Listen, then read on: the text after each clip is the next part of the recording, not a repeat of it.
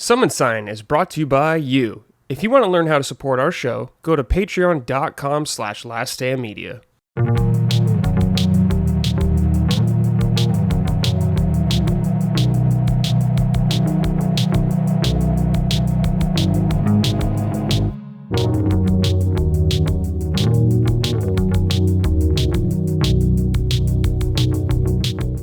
Hello, everyone. Welcome to episode 72 of Summon Sign, Last Stand Media's weekly in-depth game discussion podcast. I'm your host, as always, Brad Ellison. Joining me, I have two fine gentlemen. First, we're going to start with Mr. Chris Raygun.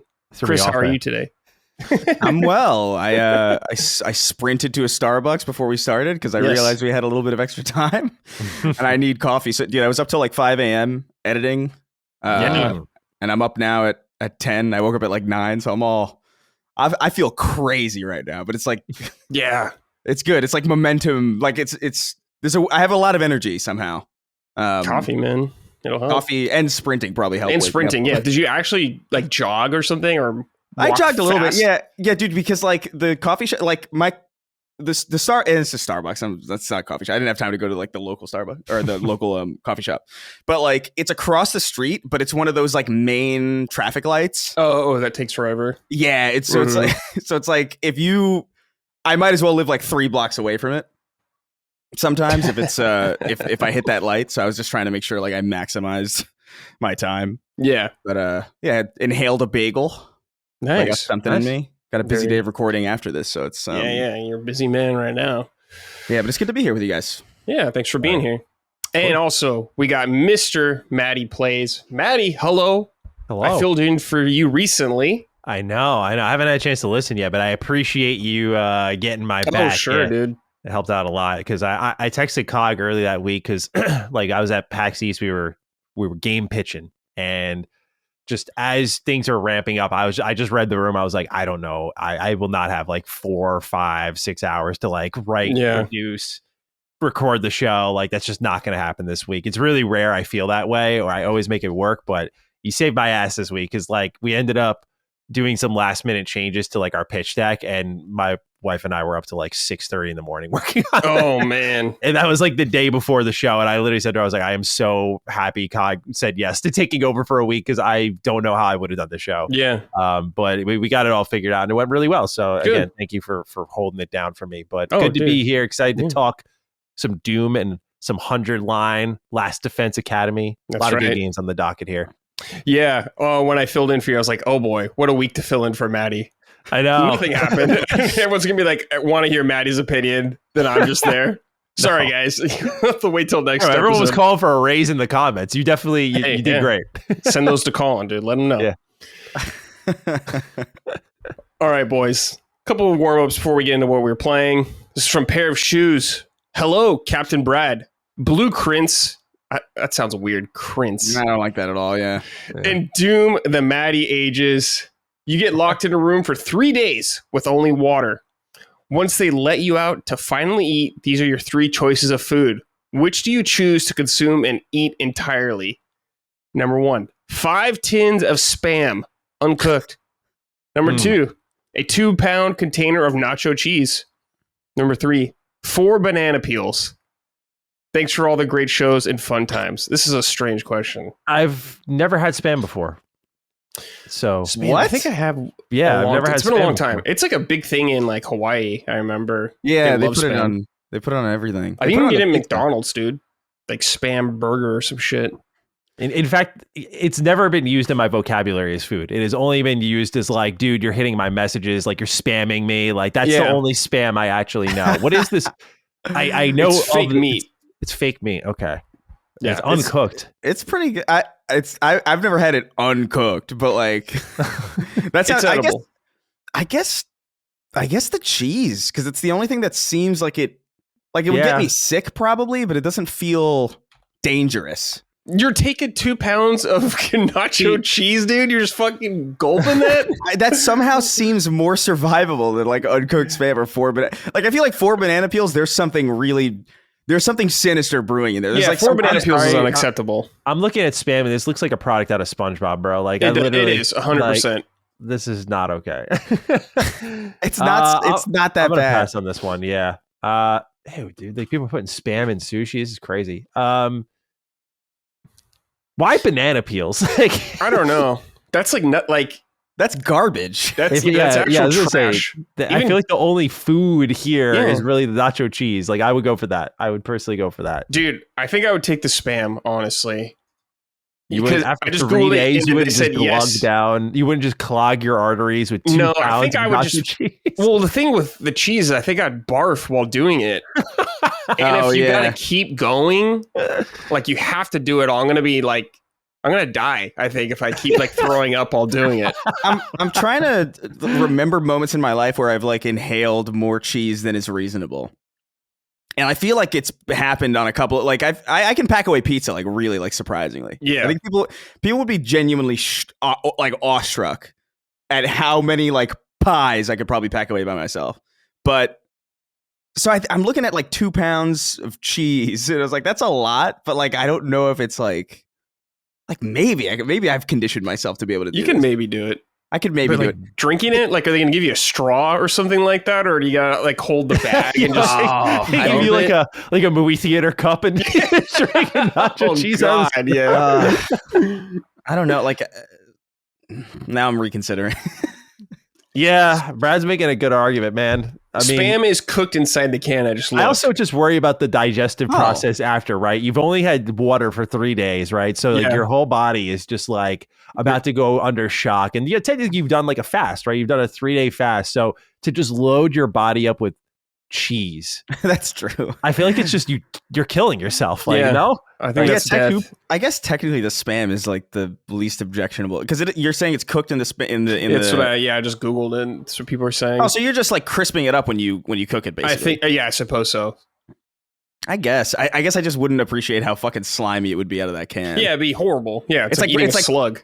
Yeah, or like that pre-cooked bacon, but like before you heat it up. Yeah, I don't know. It's It's really getting unappetizing. Great way Yeah. to start the show, a pair of shoes. Yeah, thanks, Precious. He's always got insane questions, so I like him. All right. This is from James Solar. Hello, boys. I wrote in last week with stats for Hogue and Cog. This week, I want to do the same for Matty and Chris. This will be Matty's 15th and Chris's 11th time on Summon Sign. Good lord. This will be their 3rd time on Summon Sign together. Episode number 2 and 61. They were also both featured in the 6-hour Goaty episode number 53, but not at the same time. Based off this data, I'd expect to see them together around episode 90. As you know, there have been 25 different guests on the show. I did not know that. This episode will make Matty the 3rd most appearing guest of the show. Oh, hell Chris yeah. is tied for 7th. As always, I hope this data finds you well. Best, James Solar. James, how do you fucking do this, man? How do you figure this out? You just- are insane. Spending He your just time feeds it making to- spreadsheets for our shows. I love it. Yeah, it's awesome. Probably just Yeah. feeds it to an AI now. Yeah, I guess so. Yeah. Honestly, yeah, that's probably it. Just feeds into a fucking playlist, like the playlist link. Yeah, Just you're gonna has have AI figure it to. out. You're gonna have to defend yourself, James Solar. I don't know if I'm entirely convinced. I need to see. I need to see proof of the methodology. I need to see a time lapse of you writing this. Yeah, I this need to see spreadsheet. video footage. So Yeah. better get That's on that, crazy. James. Thank you, James, for writing in with that insane data. I love all that kind of stuff. Super good. I wonder if, like, I need to see data for the Duke show. Like, what Oh, man. wild stuff would James come up for you guys? Man. Yeah. Sacred, I don't even want to know, actually. Yeah, you don't.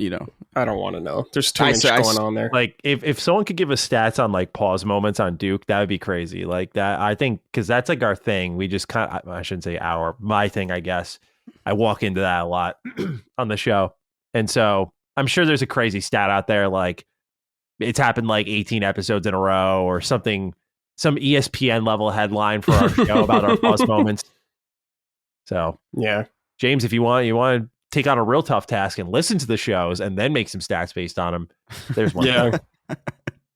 Yeah, like something with like sacred to be about like shitting your pants, like stories or something, or women crying in bathrooms. I don't know what it'd be. It would probably be how. It would probably be like a tallying up certain turns of phrases that we all use. Yeah. Like how many times? Yeah. How many times has Colin said "in some sense" in this one episode? like 50 usually. Yeah. Oh man, that's funny. All right, boys, video game time. Doom the Dark Ages reviews are out. Matty's been playing it, or played all of it. He's gone through it. He has a review out there on his channel. It's Retro Rebound, right? That's where you got? Or is it Mr. Matty Plays? Okay, Mr. Matty Plays. Yep. If you want to check out Matty's review of Doom the Dark Ages. But we're going to start with Chris first, because he's been catching up with Doom Eternal. So we'll start with that, then we'll lead into Matty. Chris, how's it been revisiting Eternal? Yeah, man, it's been great, man. Like, I forgot. I mean, I didn't really intrinsically, like, I knew that when I first played Doom Eternal during the pandemic, the first week, basically, the pandemic, actually, in retrospect, that it was like something special. Just that fluidity, the resource management kind of metagame underneath it, just how much it demands of you. I remember it being just like this really seminal, like, wow, this is like one of the best shooters I've ever played. But it's been a while, and I kind of wondered, like, oh, have I gotten worse at these kinds of games as time has gone on? You know, I'm an old man now. Right. I was in my late 20s. Now I'm 31. You know? Oh shit. I don't know if I can hang with the Doomslayer no more. But I jumped back in on what's the difficulty after Hurt Me Plenty? I think Ultraviolence. Yeah. So I just kind of started replaying it again. I originally just went back to my original Xbox One save, and then I was like, oh, it's on PS Plus right now. I should just play it on PlayStation. And so I restarted it from the beginning. And man, like it's just so good. Yeah. Like that combat model and just like the level design. I even really like, I remember back when I played it the first time, I didn't really care that much for like the platforming. And I think at some point it probably gets worse than it is in the early game, maybe a little bit. But like I played through the first like four levels when I just planned on kind of like just playing one night, and I just got swept away because it's just so fun and rewarding, and it's paced so well, and it feels like you're consistently getting, oh, here's a new upgrade component, here's a new Praetor token, here's a new, you know, this or that for this weapon or that weapon, or it's just a really momentum based game that just kind of, yeah, it's so damn good. And something I just really appreciate about this series in general, and it seems to be true with Dark Age as well, though Matty can speak more to that, is just like how different Doom 2016 and Eternal are, and how different Dark Ages seems to be. I love that there's a studio out here that like has one trilogy that is consistently like there's a reason to be made about playing each one of them. It isn't like, oh, the next one's just the same thing but like a little better, or like, oh, this completely invalidates the older game. You know, they're all like kind of serving something different. I think that's dope. Yeah. But that's a really good point. Eternal's been a blast. I will say, still don't really know what the fuck is going on after all this time. I still kind of don't know. Even after I played it a long time ago and I marinated on it, and I'm watching these cutscenes again, and I'm like, who's that? What's the con maker? I don't really know. And I do think the one blemish on it really is this. Although I think it's kind of a double-edged sword. I think it's got some positives and some negatives. I think that hub world is kind of not really that great. I don't care to. There was something about 2016 that I think flowed a lot better from mission to mission because it was a linear game and you were going from place to place and you kind of felt that progression. Whereas in Doom Eternal, it does kind of feel like, almost feels like a Mario 64 or something, where it's just like, okay, you're jump into this painting now, and you're in Bob on Battlefield, and it's like, okay, I mean, I guess I'm here now. But that does allow for like a lot of variety, so like I don't necessarily mind it too much. But yeah, Doom Eternal has been great. I'm probably gonna wrap it up and jump straight into Dark Ages when that's out. That's out May 15th. I think. Yeah, and we're recording this on the 12th for context. Yeah, is this? I think it has early access, right? That game, Matty, do you know this? I think it might.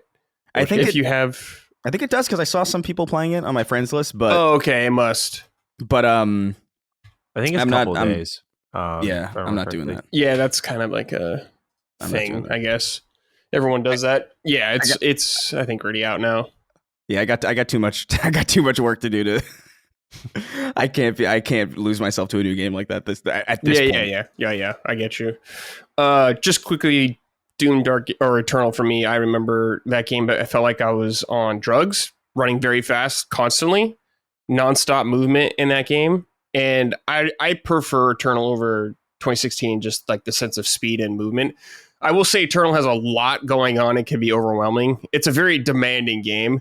Yeah. I played on mouse and keyboard, so that kind of maybe helped me with switching between, your flamethrower, your chainsaw, all this kind of shit. But I remember really loving the game, so I am very excited to try the new one. So, Matty, I'm going to read these write-ins first, though, because they just kind of have general questions, Matty. Then we'll dive in. Sure. This is from Sotelo74. I can't believe Kingston's dad is the final demon boss in Doom, the Dark Ages. Chris, is this some Snark Tank shit? Yeah. Okay. Kingston hates his dad. His dad's a lowlife piece of shit, apparently, according to him. That's how he's saying it. So we've kind of made him a recurring character on our show. But yeah, don't fucking keep Kingston's dad away from this. This is a sacred place. Yeah. Keep Kingston's dad out of this. All right, this is from KZ Icon. Hello, my summoners. Hope all is well. Matty and Chris, I see we're in a very festive spirit this week. Doom has easily become one of my series in gaming. So with the Dark Ages being described as something different from Eternal, Matty, could you explain how much a Doom or Dark Ages stand and fight core works as opposed to Eternal's jump and shoot core? Also, should Eternal fans alter their expectations for the Dark Ages before playing? Thanks, and have a Doom kind of day. And this is from Dallas Reynolds. Howdy, Summoners. I just need to ask one simple question to our boy, Matty. Does the music in Doom, the Dark Ages, go as hard as 2016 and Eternal? I still bump tracks from both those games, but I know Mick Gordon didn't come back after all the drama and whatnot. Stay frosty. I never know how to end write-ins. Yeah, so kind of picking up where Chris left off a bit about each Doom feeling different. This is another different feeling Doom. I think when it's all said and done, the dust settles, this is probably my least favorite that they've done. Still pretty good, but I think when you look at what each one did for their time, like going back to Doom 2016 after Eternal is like it's such a shock because it's so slow by comparison. Like it's so slow. And I remember when I played 2016 for the first time, I'm like, whoa, dude, I'm fucking flying all over the place, punching people's heads. And then you play Eternal, you're like, oh my God. Like it just cranks it up to a whole other level. But Doom 2016 really put Doom back on the map when, the series was kind of not really finding its footing anywhere in a big way. And the way they built the world and the lore, like the codex that they had, like it was just wonderful. Like the levels were expansive, had secrets in them. Like it was a mixture of like classic and modernism. It was really good for its time and still is great to go back to. Doom Eternal, I think, is like the formula perfected. It's like, okay, we take those glory kills, we turn up to 10. We take the movement, we turn up to 10. The shooting, the combat economy, turn up to 10. Like it's one of my favorite first-person shooters ever. And so following that up is difficult. I didn't go into Dark Ages being like, okay, how are you going to be better than Eternal? Because like, again, Eternal's, when I say like one of my favorite first-person shooters ever, I'm like, that's a really high bar to cross. So I don't think it's fair to it or anyone to be like, all right, you got to beat this. It'd just be a nice surprise if you did. But as long as it's great, I found it to be more in the good category because I think when you start playing it right away, like you're gonna be like, this is Doom. This is great. Like you're flying all over the place. You're running through enemies. The way it kind of described it is like if you're like a fighter jet or a race car in Doom Eternal, then they said Dark Ages, you're more like an iron tank or a monster truck. I think you move a little bit quicker in those, to be honest. They kind of described it more slow, methodical, like you're kind of stomping through things. But when you put up your shield and you shield dash them, like you'll just saw through like 8 enemies at once and just get to the other side of a battlefield in a click. So it does have some of that speed from Eternal, but it is more classic Doom oriented. Like the combat economy is based around pickups more so, or targeting enemies of specific kinds to get like, oh, you see like a row of shield hugging enemies. It's like if you throw your shield at them and hit them, it's going to pop a ton of shields your way. Killing basic cannon fodder is going to get you health. Like the combat economy is more about, instead of like, here's your fire belch to get armor back or chainsaw for ammo, it's more like everyone's just dropping everything. And as long as you're shooting, you're going to be fine. But what they've created is a much more accessible Doom. So I know, despite my critiques of the game, like I was very aware when I was reviewing, I was like, this is going to be a game way more people like than dislike, because I think eternal diehards, like, to alter your expectations, I think you should. Like, it's just not as deep or as good. The reason that is nothing to do with the story or like the soundtrack, which I also think is a bit of a downgrade. It's really just the enemy complexity and how you approach it. Like in Doom Eternal, I'm sure Chris could even speak to it because he has played it more recently than me, but like the way you tackle enemies, like, oh, you have to get behind the pinkies. You have to like shoot the grenade from your shotgun in the Cacodemon's mouth to kind of open them up for a glory kill, just quicker. And since the game's tough, like these things matter. And like these sequences, these approaches, like forgot the name of the weapon that you can kind of like two-piece the Marauder with to take him out like really quick. Each enemy has good strategies to approach, but I think the problem I had with Doom the Dark Age is why it just kind of finds itself in good. Like I don't regret my time spent. I was very entertained, but I was just like doing the same thing over and over and over. And it was a 14-hour game, but dude, in the last like 5 or 6, I was just glazed over. I was just like this, and I was playing on the second hardest difficulty. And I'm not trying to be disrespectful, but it's just like the game never asked more of me. It's really easy. And I asked other reviewers, like I talked to a few of them, and I was just like, what do you think about the difficulty? I said, I'm not great at Eternal. Like Eternal kicked the shit out of me. Like, I was, especially the Marauders when they show up, that was like a fucking line drawn for me. I was like, dude, I hate when you show up, but it felt good when you got over it. But like those enemies were so tough. And Doom Eternal, I'm just like, I know I'm not great at that game, so I didn't just magically get good at Doom since I haven't played it in 5 years. Like, there's got to be more to it, right? And I asked other people, and they were thinking the same thing, but I think it worked more for others. But I think for a lot of people who bounced off Doom, they're like, this is too fast, this is too much, I can't manage it all, or I never finished it. This will be right up people's alley because it just has a lot of that Doom Eternal speed at times when you're like just sprinting around the environment or dashing with your shield, while being a lot more accessible thanks to the parry mechanic.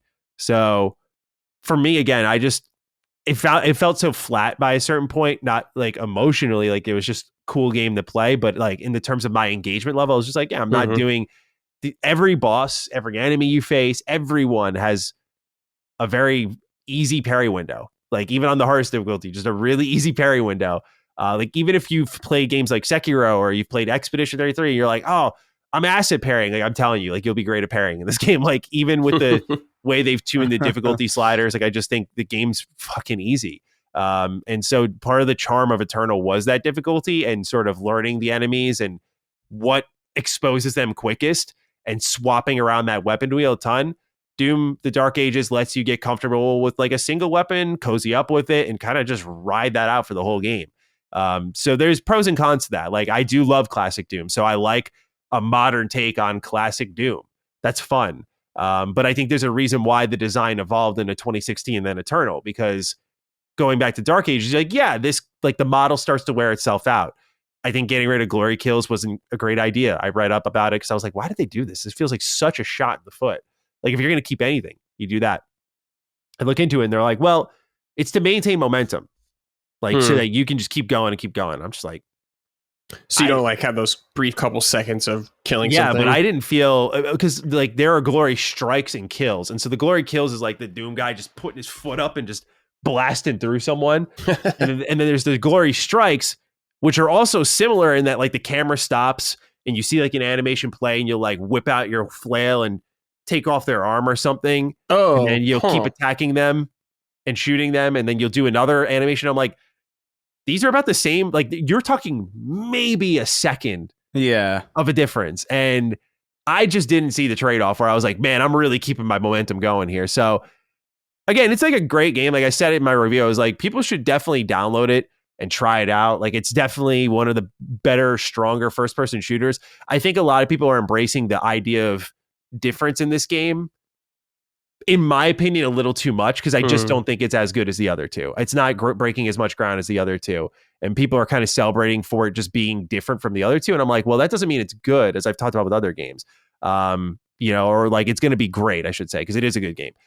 So I had my problems with Dark Ages, and I definitely found myself more critical of it than others, but I tried to, in my review at least, celebrate the things I did like about it a little bit more. But here I just wanted to, since the opening question was like, should Eternal fans alter their expectations? In my opinion, like, yeah, like I'm a huge Eternal fan. I had a couple issues with with 2016 where, you know, like things like just more so pacing. Like I felt they gave you all the things you wanted to use very early. And so like the carrot at the end of the stick was kind of gone. And Eternal mastered that, and then they carry that over in the Dark Ages. Like every mission in Dark Ages, like here's a little thing for you. So they do that stuff really well. But overall, just compared to the other Dooms, this one didn't move me as much as I hoped it would. Okay. So yeah, a little bummed about that, but it was a good time. I think people should check it out at least.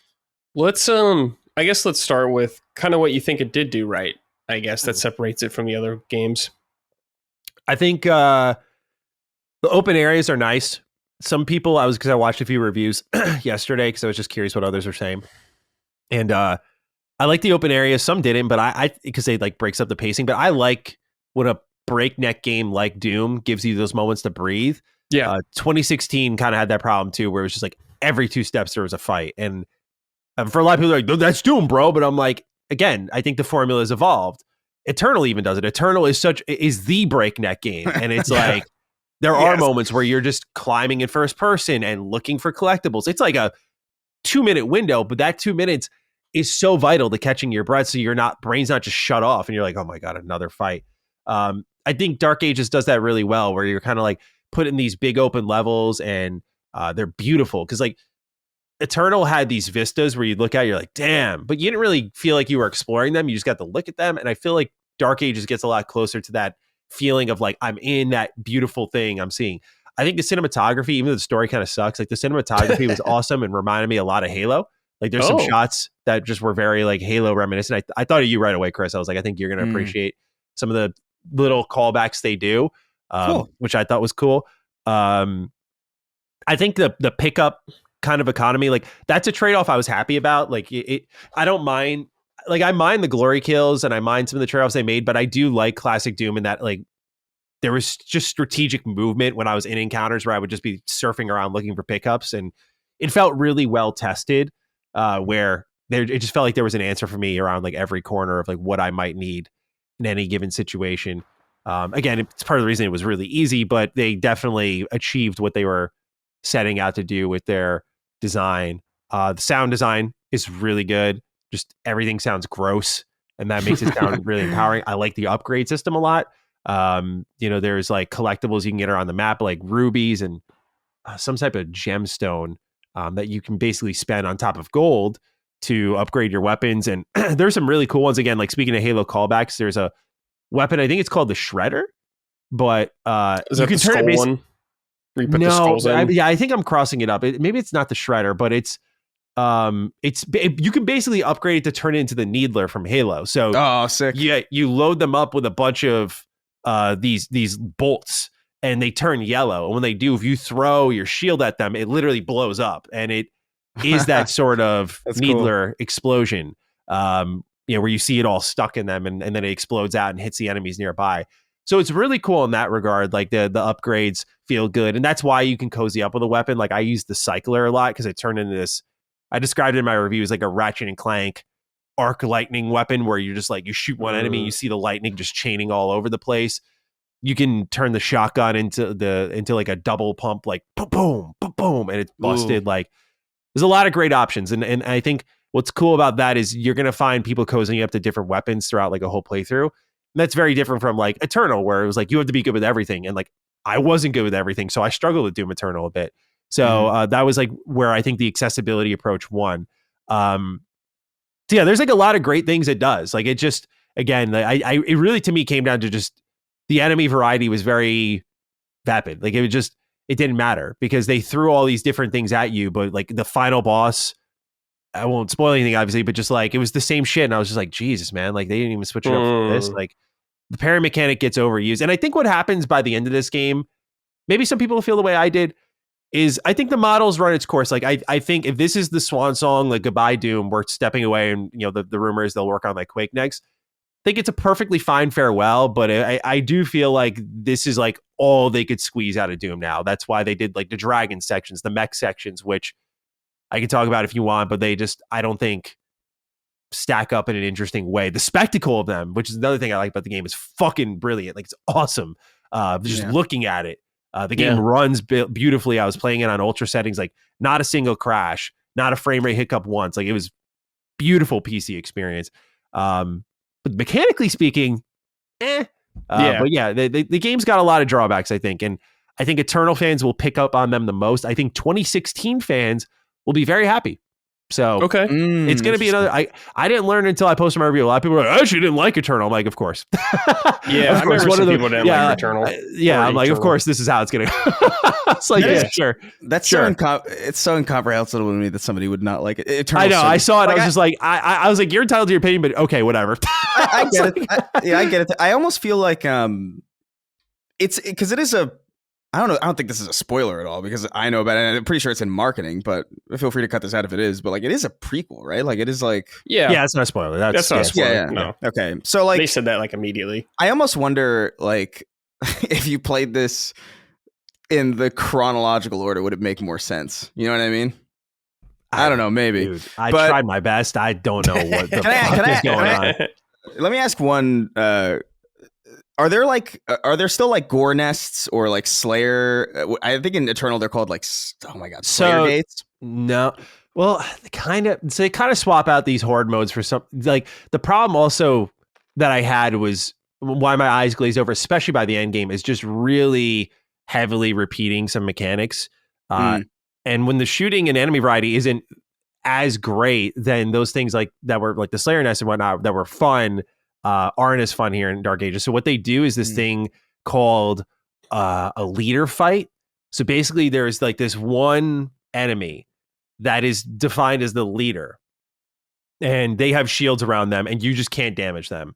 So they have a morale meter that lowers as you kill all the enemies around them. So you're basically going to like surf around these areas, kill everything in sight, particularly targeting like the bigger boss monster enemies, and whittling down that morale. Once the morale is empty, then that enemy is vulnerable to an attack.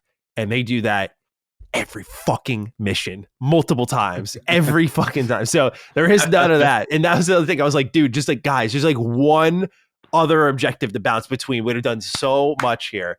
But they really leaned into the morale fights, man.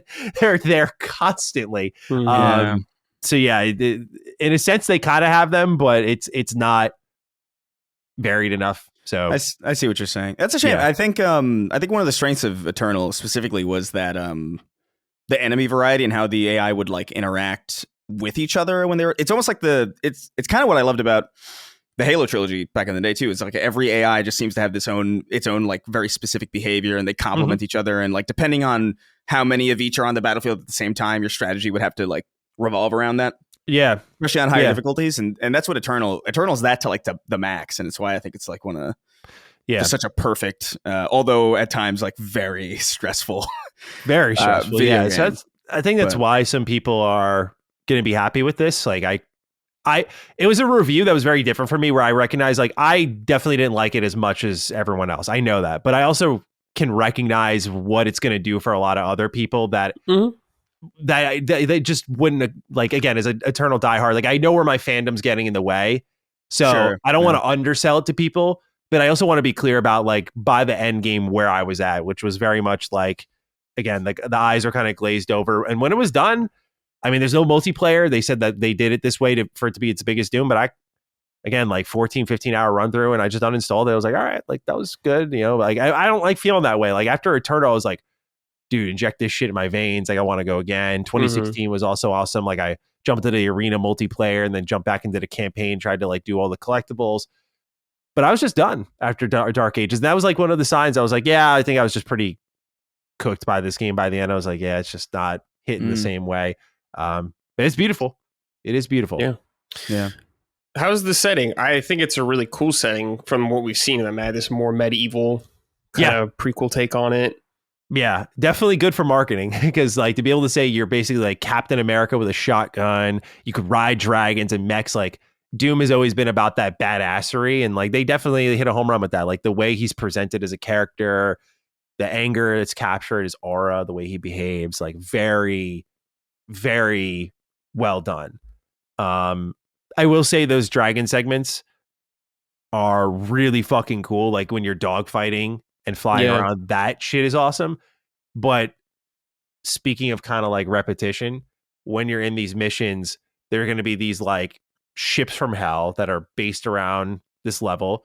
You're going to go up to them and they always have turrets on them. You're always going to lock onto them and they're going to shoot out these really strange like waves of energy at you. Like here's a red energy, avoid that. Then like at the spacebar buttons, the dodge button. So you're just like locked on and you just like go left and come back, go right and come back. And when you see green, then you dodge it and it's like, whoa, it's in slow-mo and it hypercharges your attack. And then you shoot the part of the ship down and then it lands and then you board the ship. And it's cool the first time, but like, they could have done so much more with the dragon. The mechs, similar thing. Like it goes back to the dodge system where you're just punching away, just left click, left click, left click. You see the green. I just press the space bar, you dodge, come back for like a high powered attack. And that's really it. I feel like for a game that has so much parrying, it didn't study other parry games, like removing Expedition from the conversation because like that's very recent.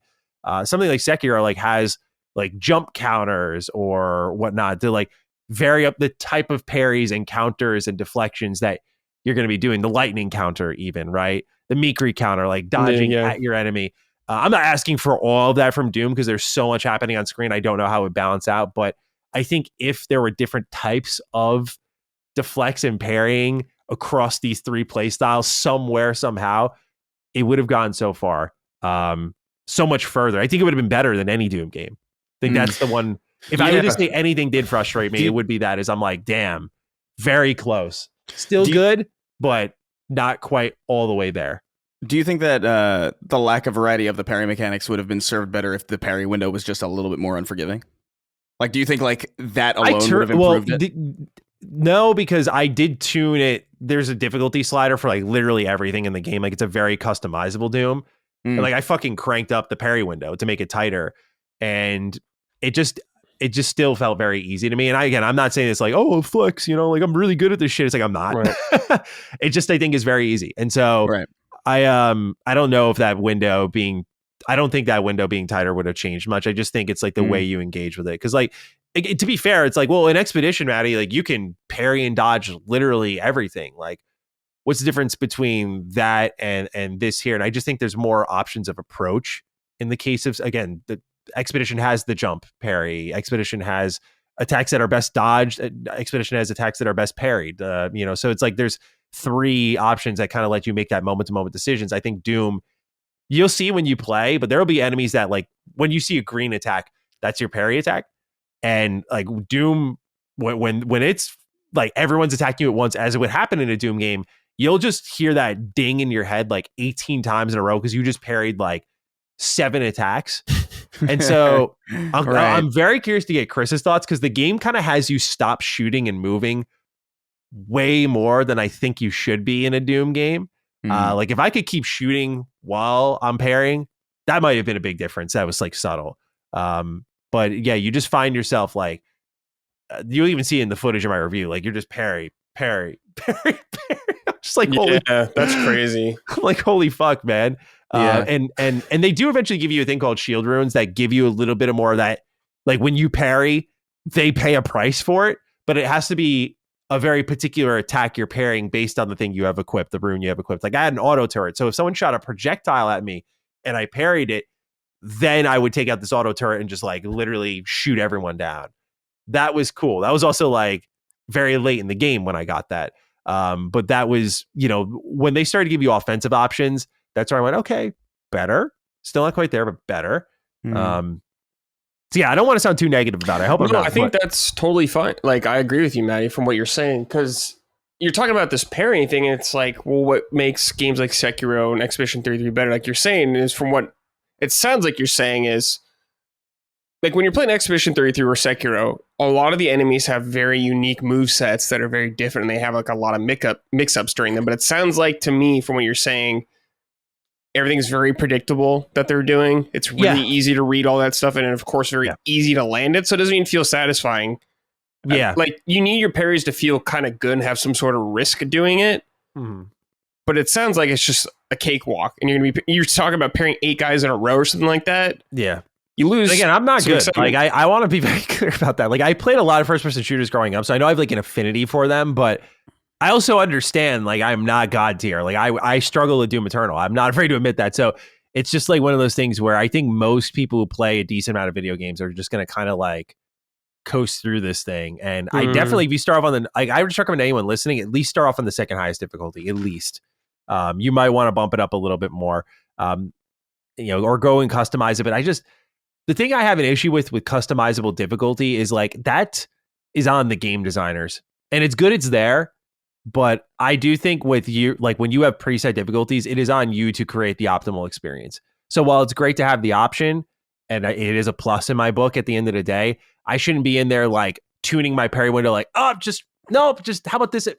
Maybe like that's not on me. If you have like hard difficulties, like it should be hard. Yeah. And the only thing that they made hard in the hard difficulties is like enemies hit a little bit harder. That was the main difference for me. When you do a difficulty, like the stats, like what you're saying, and I agree with you, is like when you pick a difficulty, it should set everything up for you automatically based on that difficulty. Then you could adjust it from there, I suppose. It doesn't do that.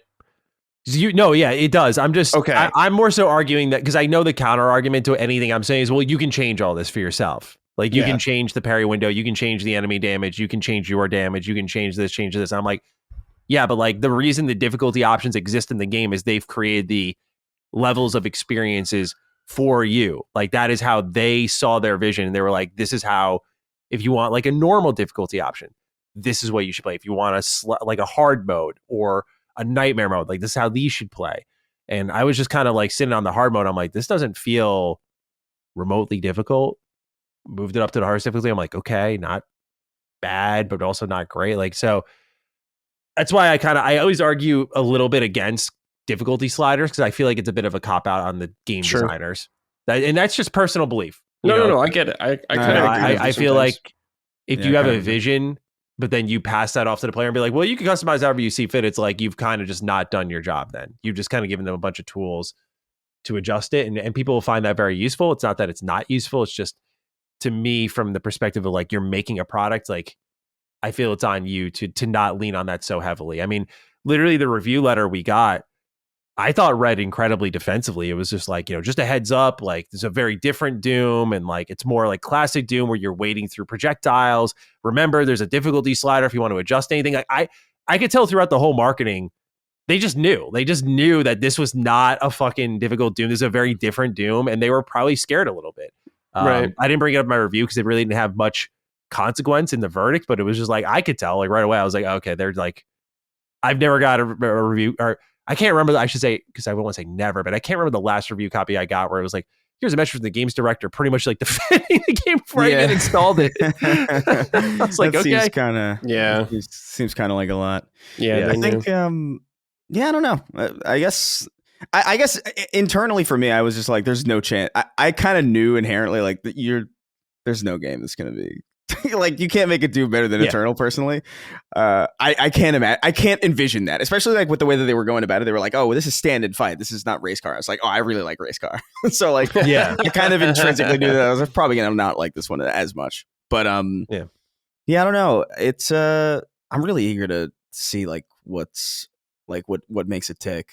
Do you think almost the way that you're describing it, like with the spectacle and like kind of like the lax mechanics, it almost kind of sounds like a Final Fantasy 16 type of thing almost, except not as that's a good comparison. Exactly, I never thought of that, but that's a good comparison. Like I think the production value is going to do a lot for people. It added something to it for me. I was just like, damn, this is just a cool game. I think the ease of it is going to add a lot for a lot of people, because I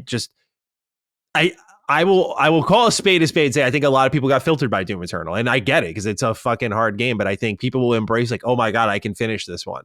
Right. And that's fine. But yeah, just to KZ Icon's writing about like Eternal fans, like it might just be way up your alley. You might absolutely love it. But I as someone who is a Eternal diehard, I'm just like, yeah, I'll just put a warning out there for the Eternal fans that this might not be something you love as much, but I think you'll find enjoyment in it. It's like, compared to the FPS genre out there, I think it's cool that what id's doing. I do hope that they're done though. I hope they go and do something else now.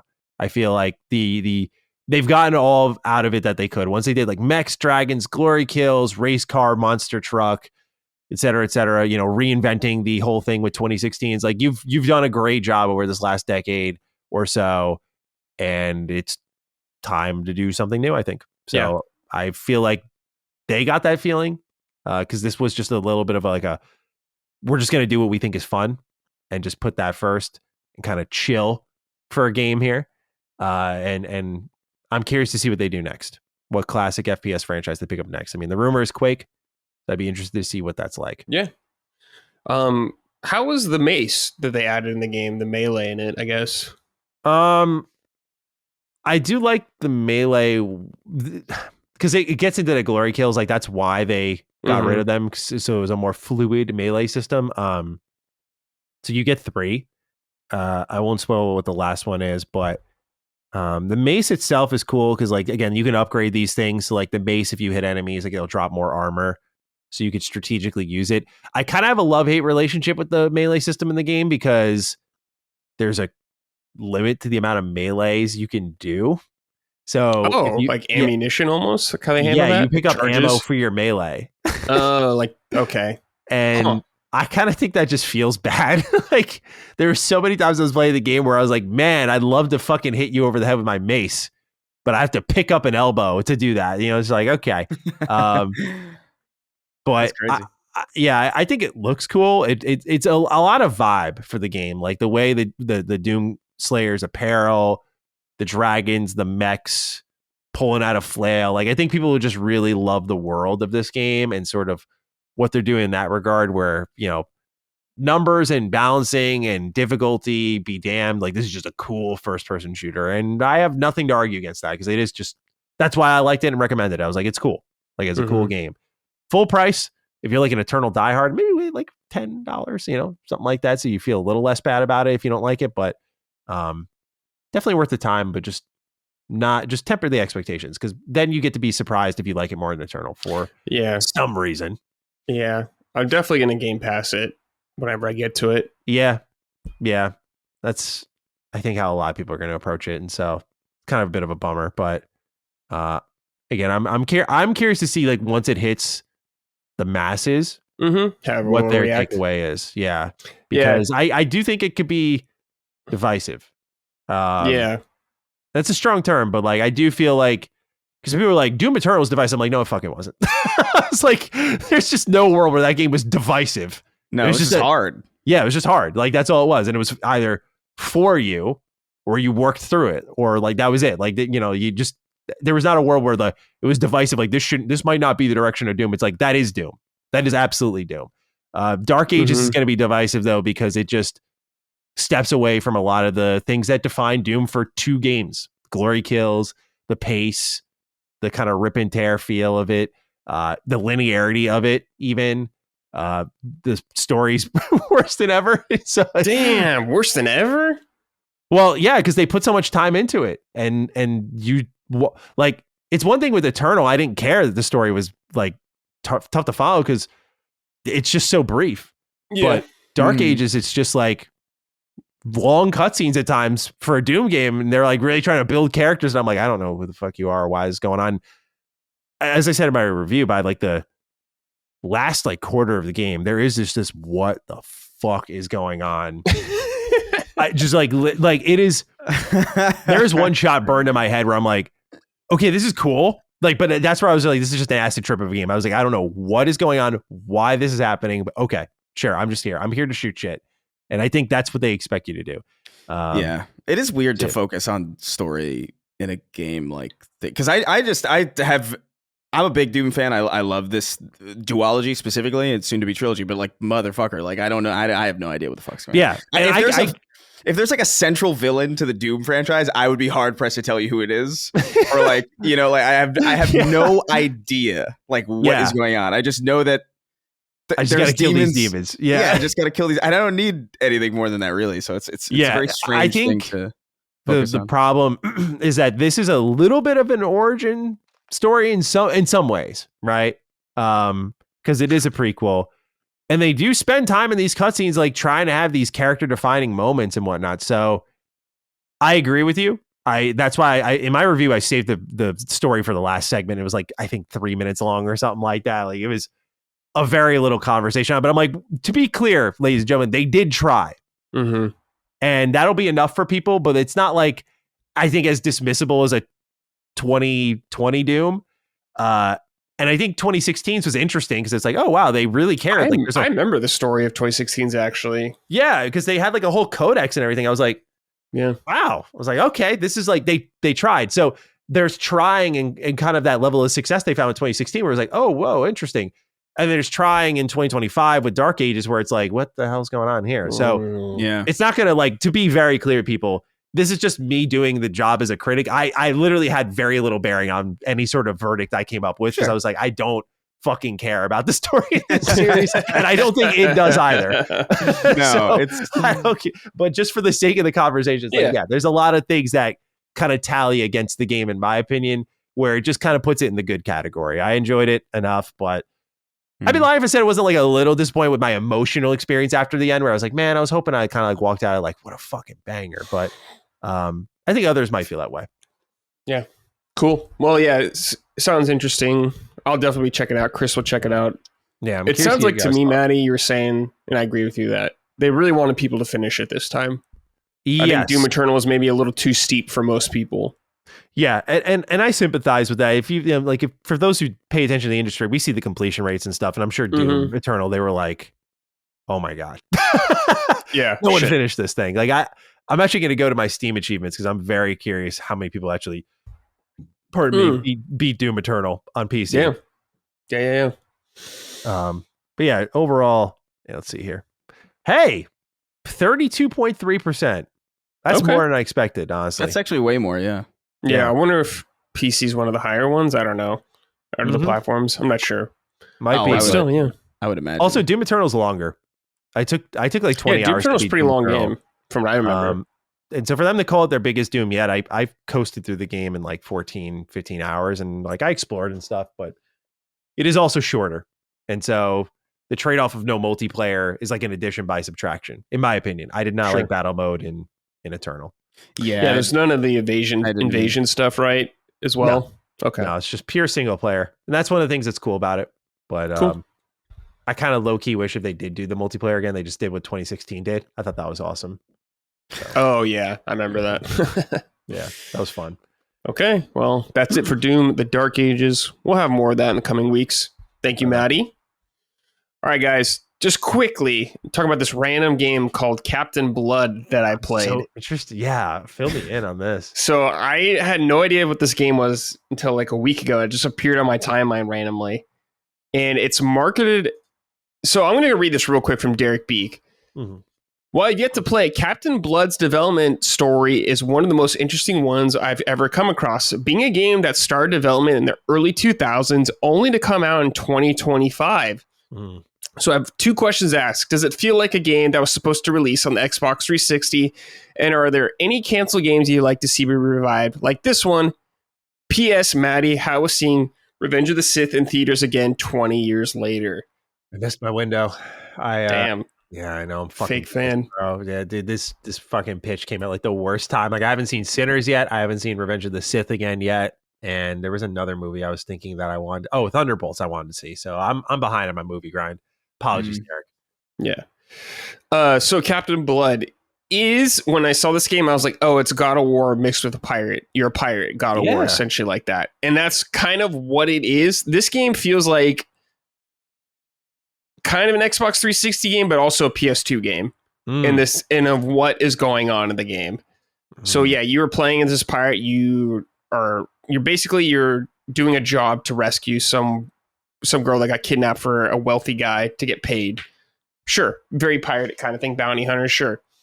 It is 100% inspired by God of War. There are like classic. Had to be classic God of War. Yeah. Quick time events and stuff like that. Yeah. I think God of War like 1 pretty much. Like they saw God of War 1 and probably were like, oh shit, we can make our own. You say hell yeah, Matty, but let me walk you back. It does everything worse than God of War. I think there's a reason this game didn't come out for a long time. Now, not to say that there isn't fun to be had, because there is. If you just kind of want to go through some areas, some like pirate locations, which are cool. I like going through the areas. and fight a lot of dudes because you're going to be fighting a lot of guys with not as much variety or engaging combat or anything like the original God of War. This is the game for you. And to be fair, this game's only like 20 something bucks, so it's pretty easy to hop in. I think it's on sale. Like I got it for it's like $22 right now, $22.49 if you're curious about it. So it's not like a huge asking price. But did you beat it? Sorry, I'm interrupting. No, I haven't beaten it yet. Okay. I've played like 2.5 hours of it, and I'm gonna guess it's probably like 6 or 7. So it's pretty classic brisk. God of War. Yeah, it's very short from my understanding. That's just kind of how a lot of the games were back then, like that. But yeah, you're going through this. You have like a cutlass kind of thing, and you have a pistol that you can use that has a cooldown. You can shoot stuff. You have some bombs that are on cooldown you can throw, which is kind of interesting. And I think there's when you damage a guy at a certain point, there's going to be a little marker that comes up above their head, and you could grab them. And by upgrading certain things, each face button will do something different. So like square, if you do, it's like an execution basically, but depending on which one you get like a certain benefit. So if you do like square, you'll kill the guy, but you'll take their weapon. So you can use their weapon for a little bit. And some of the weapons are pretty good. Like there's like a huge like two-handed greatsword that just shreds everybody. It's pretty rare though. There's like axes you can get. There's some guns you can pick up and all that kind of stuff. So there's that. There's also, you can execute a guy with a different face button to get energy, which is essentially your double trigger or your god mode. Like every game had this at that time. So that's part of the game. It's very underwhelming though when you do in this game compared to those games. It's very underwhelming. It's not like, when you do double trigger Devil May Cry, he like transforms and looks really cool and he's like attacking really fast. It's like, nah, he just kind of does a little more damage. That's what it feels like. And he like doesn't transform really at all or anything sick like that. So that's there. There's a couple of sections where you have to like get on turrets and shoot guys, and they go on way too long, in my opinion. They kind of drag out. And there's a parts where like you're getting attacked by a ship when you're on a boat, and you got to sink the ships, and there's cannonballs flying at you once again. A little too long, drags on. Way too much combat in the game. It gets very repetitive where I'm just like I was like started running from enemies because like I don't feel like fighting you guys right now, which is a bad thing. Not a lot of cool exploration like God of War, not even close to that level. But I think if you put your expectations or you have your expectations in check with this game, you can have a decent time. There's boss fights. They're kind of whatever. Everything's just decent, I guess, or maybe less than that. But if you're looking for a nostalgic kind of feeling game, you miss those PS2, maybe Xbox 360 era kind of games that are brisk and you can just go through. You might have some fun here. I need to finish it, but I'm not like dying to go back to it. Frankly, I'm like, all right, I'll just kind of get to you, whatever. But there's some fun to be had there, so I don't want to be too harsh on it. And I can see people enjoying it, but I think there might be a reason it didn't come out. What? Do you think for like an old head like me? Yeah. That, I'd be all over this shit. Maybe for a bit. I think Matty, because you're a critic and you have a lot, and you look at games and differently than some people might be. You'll definitely see the cracks start to form very quickly as well. You'll be like, oh, okay. At first you'll be like, oh, okay, this is pretty cool. Then you play for an hour and you're like, okay, I've seen like everything this game has to offer. It feels like essentially. Okay. But yeah, I definitely want to check it out. I feel like it'd be interesting for Retro Rebound. Just exactly. I caught this game and I was just like, oh yeah, I wanted to try this out. Yeah, because I'm in this like after Doom, I actually have this like period of time before the Switch 2 where I'm like, oh my god, I'm fucking free, dude. Like I actually can play whatever I want. Dude, yeah, man, you could probably beat this in 1 or 2 sittings, probably. Nice. Does it work on Steam Deck? Do you know? I don't know. I don't know. I'm not sure, but it's on everything. Or what's on Xbox, at least in PlayStation and Steam. I don't know about Switch. Oh, so you can play it anywhere.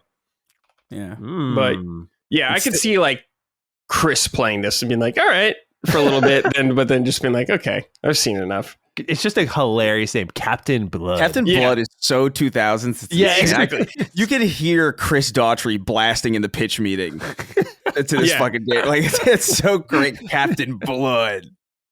So it definitely feels like there might be a reason why this game didn't come out, but it's still playable. You could still maybe have a good time, just depending on your mindset with the game and all that kind of stuff. So keep that in mind out there. I think I will pick this up. Yeah. Give it a shot.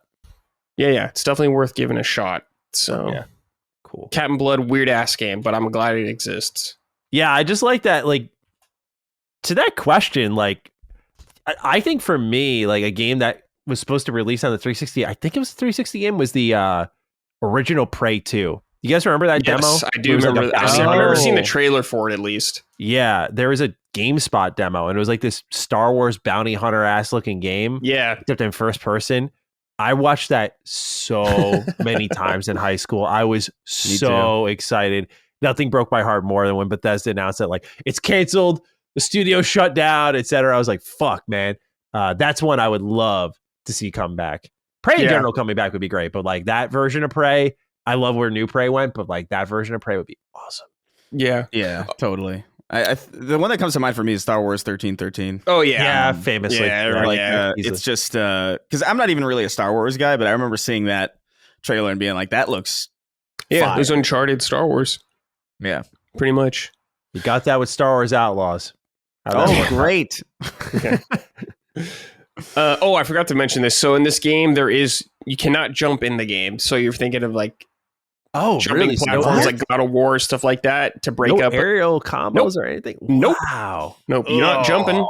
You can roll. You can block, but you're not jumping stuff. So keep that in mind. Action games and no jump button.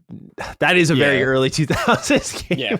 Well, it's like this game was clearly inspired by God of War, and it's like God of War had plenty of jumping and like climbing around stuff like that. So it's got the fixed camera angles like classic God of War. Okay. Mm-hmm. That's so crazy to me. Like, to not have a jump button in a game that looks like that is crazy. Yeah. I fundamentally don't. Are there combos that bring you into the air at all? I don't think I got far enough, maybe because there's stuff you could unlock with gold, but everything seemed pretty boring that you unlock. I wasn't like excited to unlock really much stuff in it. So I don't know, maybe later on some new stuff comes in. Sure. But from like the 2.5 hours I played. Yeah. I don't know. Yeah. God. So yeah, Captain Blood. Cool. All right, Chris, Blueprints. You've been playing. Talk to us. Yeah, Blueprints. This is not normally something that would catch my eye, but I think a lot of people. I heard a lot of people talking about it, and it was available damn near everywhere. I think it was on PS Plus and Game Pass at the same time. So I'm like, I mean, they're really. I mean. I'd be dumb not to at least try it. I want to have at least some kind of understanding of as much as I can get my hands on. So I gave it a shot. I played it for longer than I expected to, honestly. Like I played it for a good 7 or 8 hours, which is more than I would. That's a good chunk. Yeah, more than I would put into a game like this generally. Like I'm not really a mark for, RNG based, roguelike type thing. Like even the ones that I really like I think of like Hades or something, right? Where like I really like Hades, but every time I play Hades, I'm like, damn, I would really like this if it wasn't a roguelike. And even Dead Cells and things like that. Just like I prefer more curated, more I got you. Bespoke kind of design from beginning to end. But I appreciate the systems and the design for what they are. And this is like an interesting one because it's a puzzle game, but you're like building this mansion as you're going through it. And you're kind of like, it is very RNG dependent. I personally found myself getting looped into dead ends, like kind of constantly early on. And I had one really good run until I didn't. And like, there's a question even in this. Actually, I think we might as well just get into this question now because I think it'll help set up. This is from Kurt Edwards. Hey, Sunmers. It's rare I play a game at launch, but I'm a sicko for puzzles, so I dive straight into Blueprints. I'm curious to know Chris's thoughts on how the game handles RNG and puzzle solving. Personally, I thought it struck a perfect balance until it didn't, and I found myself locked out of being able to follow several leads unless I hit extremely specific RNG with room drafting. I think the first 15 hours of the game are fantastic, some of the most interesting adventure gaming I've ever had. But I found it very difficult to keep going after it became clear the game was designed to only allow me to progress if I got extremely lucky. Well, that sounds not good. Yeah, that sounds like kind of so much fun. Yeah, I think there's something interesting here. I do think like the premise is really interesting, like the idea of like drawing cards to kind of like build this mansion out, and it's different every time. There's a good amount of intrigue. Yeah, there's appeal to that. Yeah.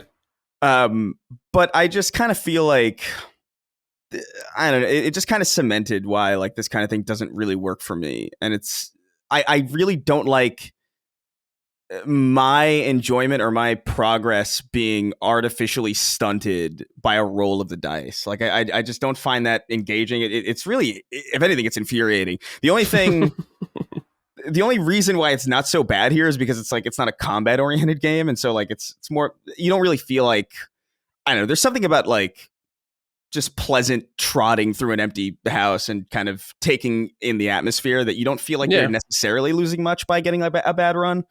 But it just kind of, it didn't work for me enough to really see it through. But I'm also just not really a puzzle game guy. I think a lot of puzzle fans are probably going to really love this thing because it is interesting. It's got a great vibe to it. There is a story there, but I can't even pretend like I care. I just... Matty just bought Captain Blood on Steam Deck. Perfect. Oh my god, that's awesome. Sorry. I didn't know if my Steam Deck, the volume was maxed out, so I apologize if it bled through. So that's funny. I had to show what was happening, and that I wasn't just like I just wasn't like being rude. No, yeah, but it's cool. I will say like the art design is really great. Like I think it's a visually very appealing game. It looks gorgeous. And I do think there's a style there that I really like, but it did something that kind of turned me off immediately, and I didn't think it would bother me as much as it did until I really kind of sat with it for a while. Whereas like there's a thing in the beginning of this game, kind of towards in the beginning of like maybe your first run or like your first handful of runs, you'll find a message on a table or something, and it'll say, you might have to keep track of a lot of things. Be sure to bust out the notepad and take real notes in the real world. And I'm like, you can't ask me to do that, man. Like you gotta, like I like something that should just happen organically. Exactly. Like that's like, and I'm no stranger to doing that. Like I've done that for many games that have not asked me to do it, you know, but like the presumption. Yeah. Like the presumptuousness of being like, yeah, you're going to want to like really engage with this. I don't know. That's up to me, really, I think. Right. And the more I played, the more like I kind of like was in like this defiant mood where I was like, don't tell me what to do. What the hell? Yeah. Are you kidding? Because I do take notes. Like even like when I was playing the Marathon Alpha and I was like learning like, oh, what things I needed and where to find them. I was like, I had a notepad open, like basically like, okay, so this is where I need to go to find this, and that. And, you know, and the game didn't ask me to do that.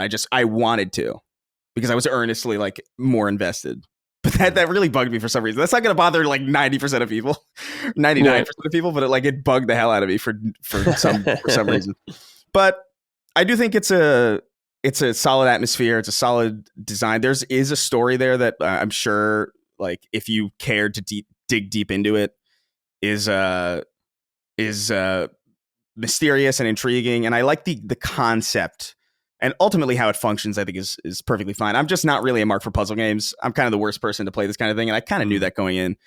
But I definitely think it's worth trying out on Game Pass because I did play it longer than I anticipated to. Like I thought I would put like maybe an hour into this thing, but at the end of every run, I was like, no, maybe I can get a better.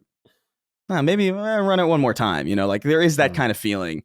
Right. But after so many dead ends in a row, at a certain point, I'm like, this is 8 hours that I could have spent playing something else and making actual progress. You know?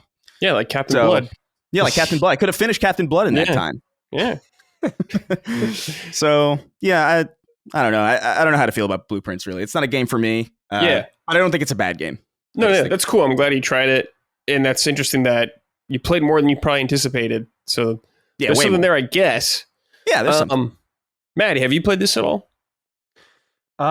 This is one that I danced around a bit. I just keep hearing really good things about it, but I'm not a puzzle game guy. Like to me, it's a component of a great game, like to get you to think, scratch your intelligence just a little bit, but like a whole game about that, and especially one that, as Chris would put it, you know, the audacity, you know, to just be like, take out your notepad.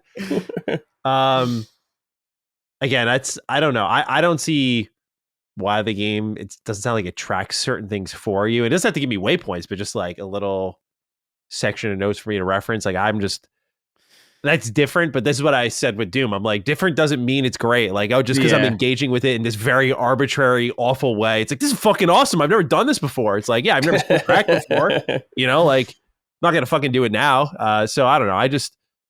I know Blueprints isn't like hit smoking crack, but like my point being is that I just am not super interested in it. From everything I've heard, it just doesn't sound like it's for me. It doesn't sound like it's a bad game. It just does not sound like it's for me. Okay, cool. It's something I do want to check out probably by the year's end because I know a lot of people really like it, but there's just too much shit to play, as we all know. Yeah. So, but cool. Yeah, it is on Game Pass and PS Plus Extra or whatever and up. So if you're curious about it, I know Dustin enjoyed the game overall, and Ben Starr was enjoying it when he was here last time. So yeah, worth checking out. Okay, dudes, time for Sort It Out. On this segment, we just talk about something that we're not pleased with in the game industry. Could be game, company, whatever.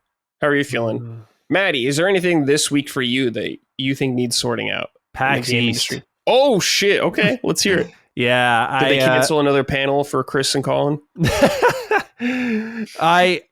It's just more like a sorted out where it's more really to the game industry, I guess, but I'm going to label PAX East anyway. So originally, Laylee and I were going to go for multiple days because we love Boston. So we were going to go, and we love PAX East. So we were going to go stay from like Wednesday to Saturday morning and leave. And I had like meetings all throughout. But as it approached, number one, our schedule changed a lot. But number two was when we got there, I was so thankful we did not spend the money on like a hotel and just like the amount it would have cost to stay there because it was such a dead show this year. Like, wow, when really? I stepped out and the first thing I saw was Magic the Gathering Arena. I was like, oh fuck.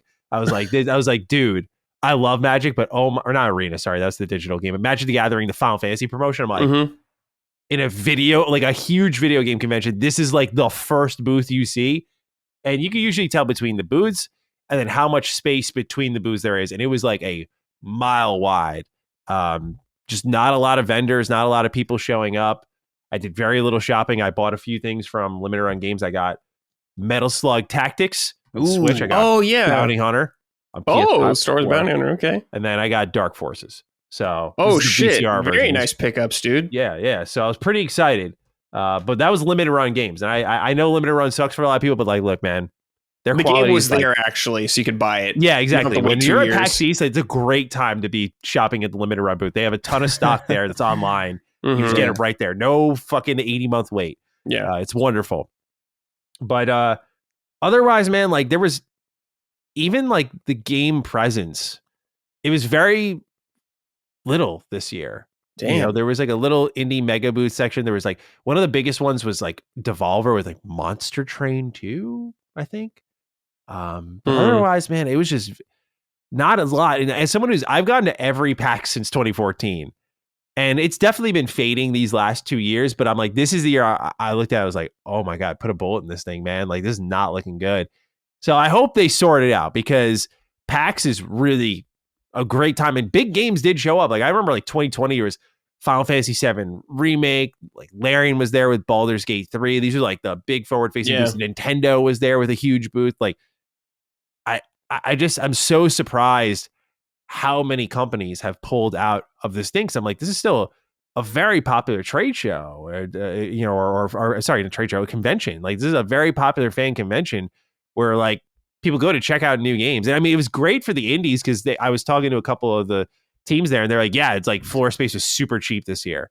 So that's why I'm surprised bigger companies didn't show up because it was cheap to get in, but also like the indies that were there, they did get to capitalize. But I don't know. I didn't see many games that really, like, normally when I'm roaming that show floor, there's like a good handful of games I'm like, oh, I got to check that out. But like the only thing that was there that I wanted to look at was not indie, but it was Crimson Desert. That line was huge. That game looks awesome. So I wanted to check that out, but the line was too big. And I don't feel always comfortable like flashing my badge and being like, hey, content creator, get me in, please. That feels really weird and privileged. So I don't know. Since I didn't set up an appointment, I didn't even know they'd be there. I was like, all right, just get me the fuck out of here. I went and we got dim sum and went home. That was it. But it was a 1-day event for us. It's the first time I've ever done that. We drove there, did all of our meetings in a single day, left the show when it was closing, got food, drove home. It was like a full ass day, but it was way better than paying to stay for like I could barely find anything to do for a single day there. So wow, a huge step down from where PAX East usually is. So I love PAX East a lot. I hope it's better next year. It is very obviously dependent on who pays to show up, but oh man, this is like looking at like a skeleton. I was like, oh boy. Ooh, yeah, not good. How was the crowd? Good. You know, I never really have an issue with the PAX East crowd. Well, I guess like how many was there people? Attendance? Yeah. Oh, I don't know the attendance numbers, but or did it feel like more dead for the amount of people there? Yeah, it felt more dead. Yeah, and that might be why a lot of companies didn't show up. People weren't buying tickets. Mm-hmm. So, well, because how many PAXs are there? There's like PAX West. There's East. Yeah, there's some other one, right? There's PAX like one Prime, in Australia, wasn't there? Yeah, maybe there's just too many PAXs or something. I don't know. PAX East used to always be the big one. It was like the premier one. Yeah, I guess. I think I've heard West is becoming that now. Oh, okay. I think I'm going off of memory, but it's just weird because people, game companies advertise so much just on their own, like on the internet or whatever. Yeah. Maybe they just don't care about floor space anymore as much. Yeah, I think West. I don't know. My memory always told me that West was like the bigger one for some reason, because I just assumed that like there's a lot, because Washington, there's a lot of like developers out there. It's like it's probably cheaper to go there than it is for them to fly out. Like, I don't really know. I just remember the last time I went to PAX was it 2019 or something, and it was PAX West or PAX Prime, I think they were calling it. I'm not really sure, but it was pretty big. But that was pre-pandemic, like I remember the pandemic happened. Then I haven't been to a convention since, really. Not because I don't want to go, but just because it's just like I haven't been in the habit of doing it. Yeah. PAX has these ups and down years. Like, after the pandemic that year, PAX East was kind of dead. But then the following year, I was like, oh, we're so fucking back. It was an awesome year for PAX. Had a lot of fun there. It was like very packed. Tons of games to play. Like, Shredder's Revenge was there, and we got to like play that inside. Like, normally PAX doesn't go this far, but like Temu had like a booth that you would go into, and there was like a couch with a TV set up that you could like play behind closed doors with appointments. Like this year, I had a feeling, because like everything that was sent my way, I was like, I'm not making an appointment for that. Like, none of this looks really appetizing or interesting. So I had a feeling, but just damn, dude, going in there, it's that when you step into the convention hall of PAX, there's like this entrance area, you get your pass and stuff, and then you go down the escalator. It's usually like when you were a kid, you walked in the room and you saw your Christmas tree with all the presents beneath it. And like, this is like going out to your Christmas tree and seeing nothing beneath it. Like, that's how I felt. Like, you're just riding down the escalators. You're like, damn, where are the gifts at? Like, so I hope PAX sorts it out. I hope that they get more companies involved somehow, because it just reminds me a little bit of like, death of the E3, where it's just like, you just feel the energy's a little different in the building, that sort of thing. Yeah. So, yeah. Damn. Okay. Chris, anything for you this week? Yeah. So I want to issue a sorted out to Bungie right now. Oh. Okay. Oh. Yeah, because look, I played through I put 40 hours into the Marathon Alpha, right? Yeah. I liked it quite a bit.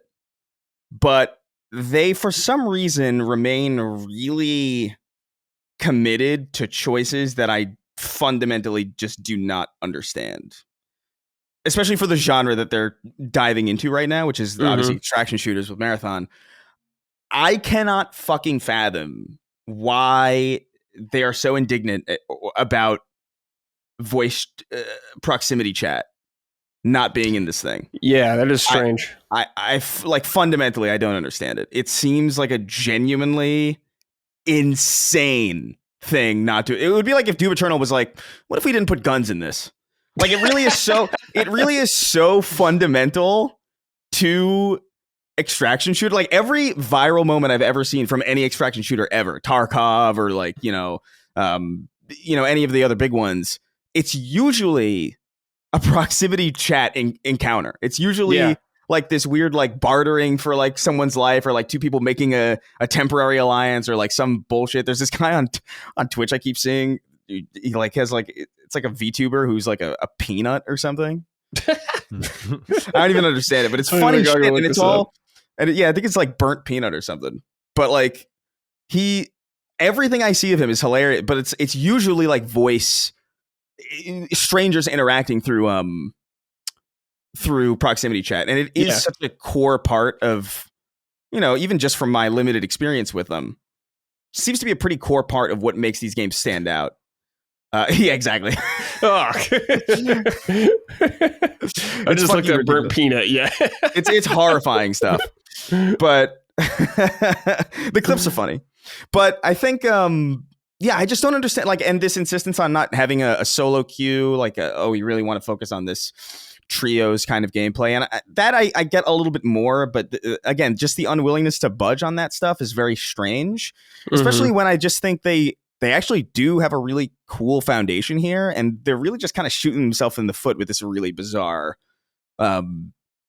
wall against this very obvious design choice. And they really need to just kind of get over whatever it is that is keeping them from making this. I don't know if this is like a Sony decision or like what, but it's truly baffling to not have this really core functionality in a game that they claim that they want to be like a social, like they've said this. And that's I mean, they were always kind of weird to me like that. Even with Destiny, it's like, well, I can't like make a raid with people in here, like my lobby or whatever, something like that. It always seemed like people, like I remember with Destiny 1, people like going on websites to like find a group or something like that.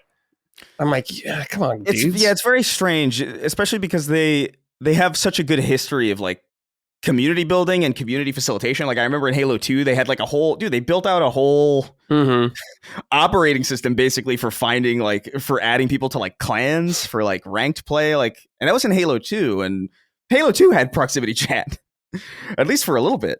Yeah. So it's just a strange thing to do. As their games have gotten more social, the feature sets have not evolved with them. And although they've like added those things to Destiny, and I think there might be some kind of logic, at least when Destiny started off, where it's like, listen, this is very difficult content.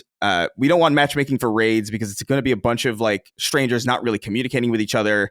We want people's experience for the raid to be with people that they know they're going to have a good time with. And they want that good word of mouth. And I think I understood that in the beginning.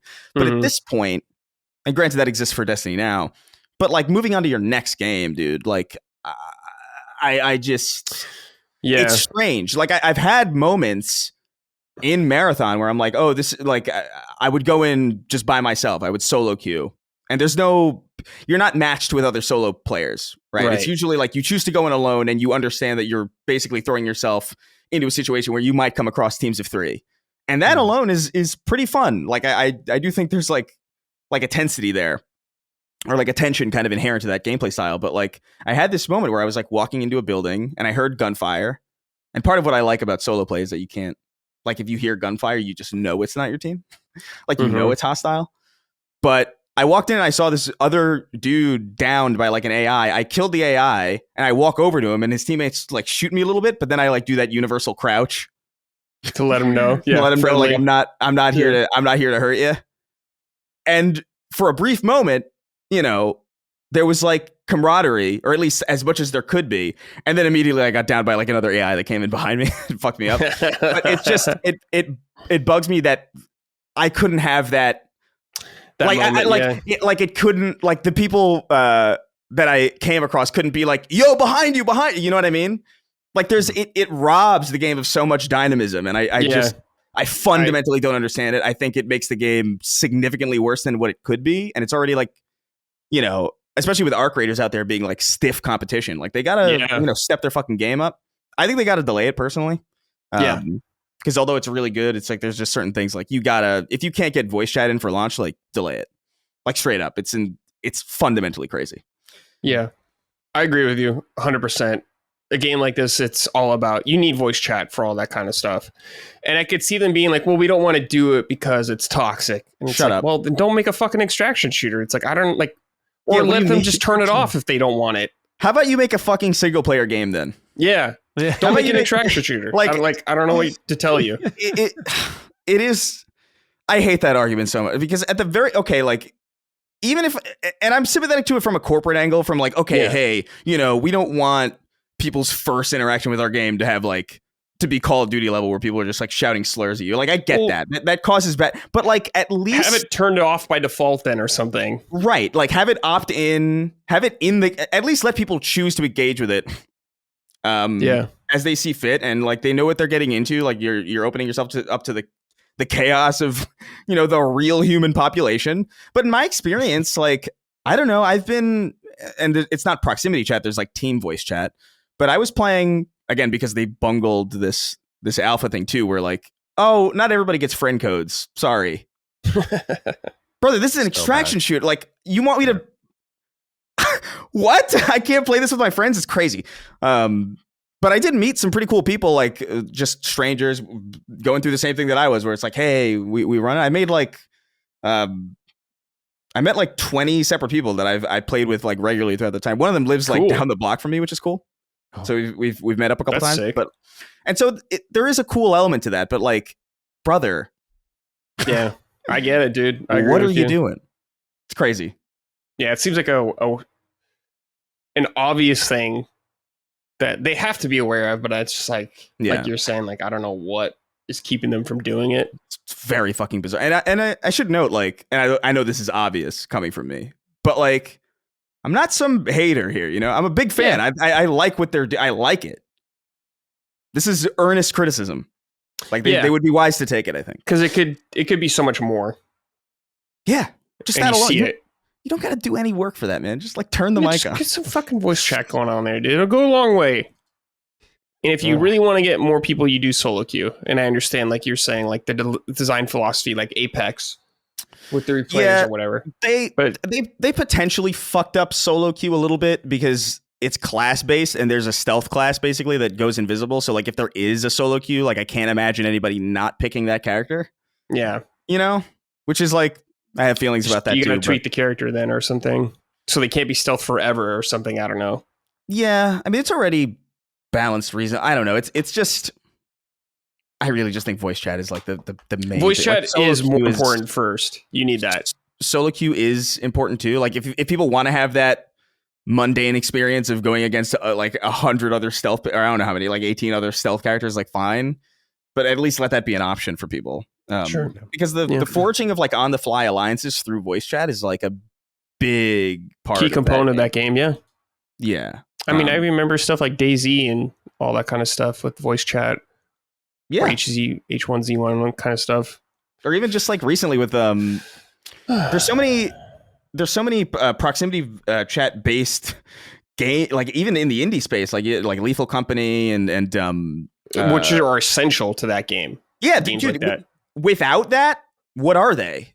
You know, like they're cool and they're nice, but like it is that proximity, like, or even Repo most recently, where you can hear people get dragged away. It's a huge thing.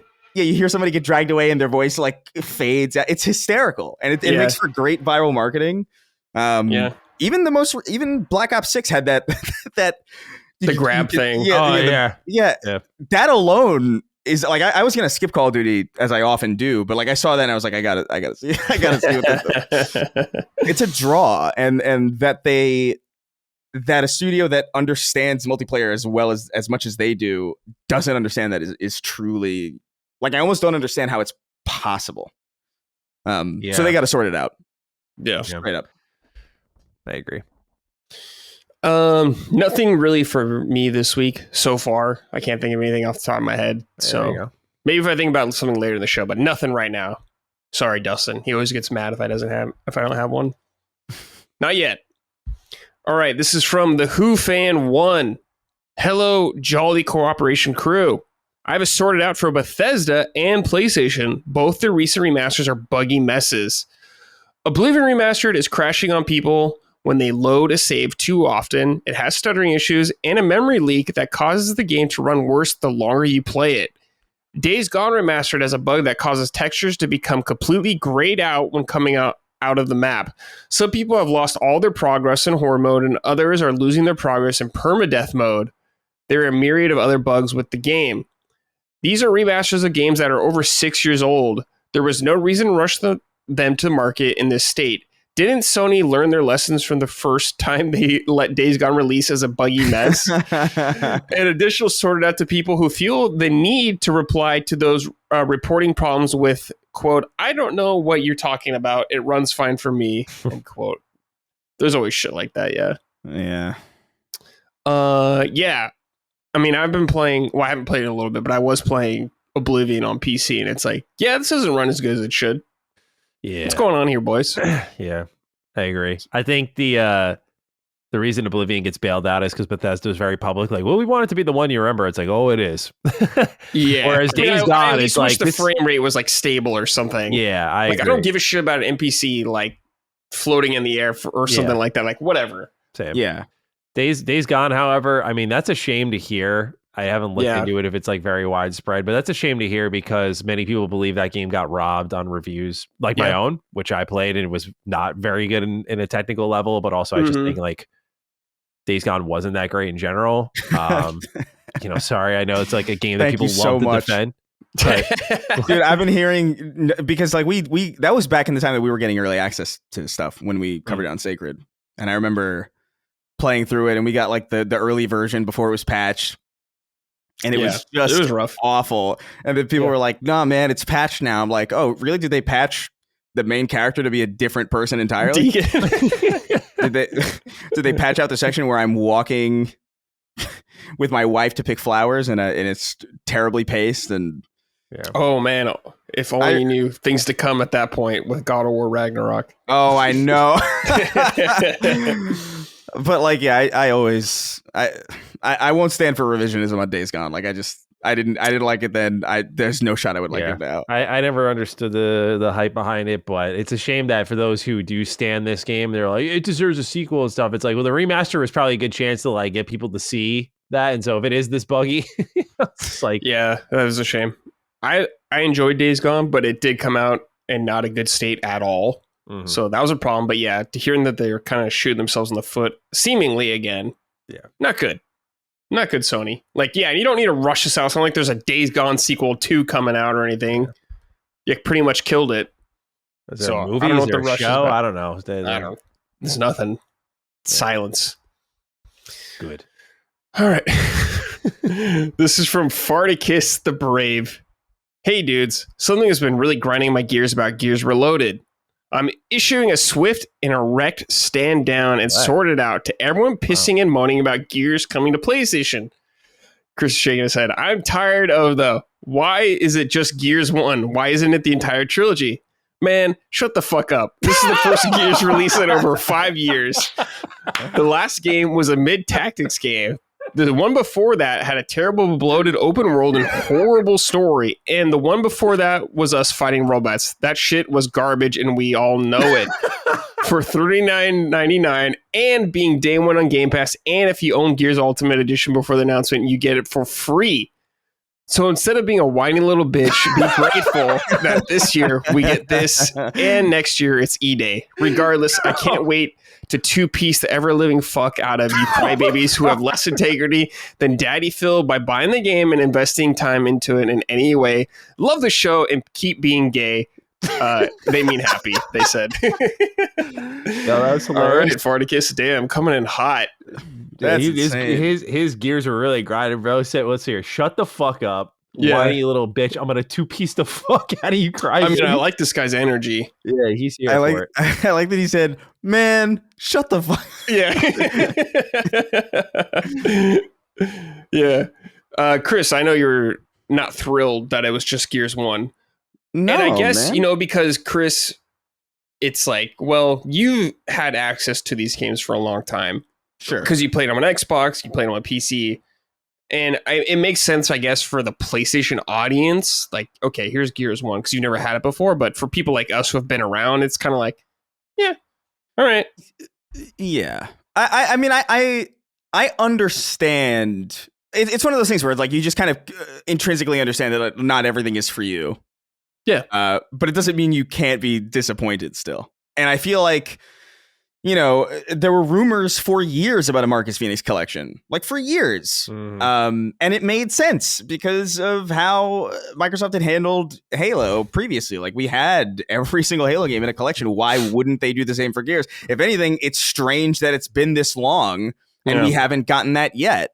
So everybody was kind of holding their breath. There were rumors about it happening this year, and everybody was excited about it. I was stoked about it to finally get Gears 2 playable on modern hardware again. And that Horde mode, dude, in Gears 2 is piece de la resistance, man. Like it's so... Yeah, I liked Horde mode a lot.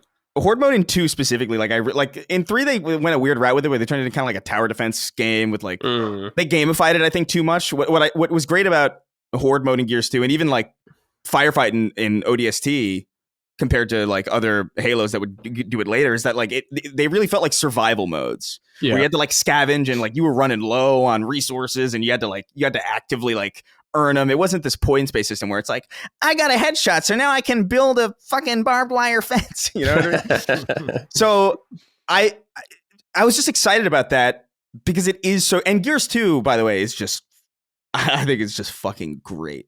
Like it is. I mean, Gears 3 is really good too, and Gears 1 I think is really solid as well. But like Gears 2, I think is really special for a lot of different reasons.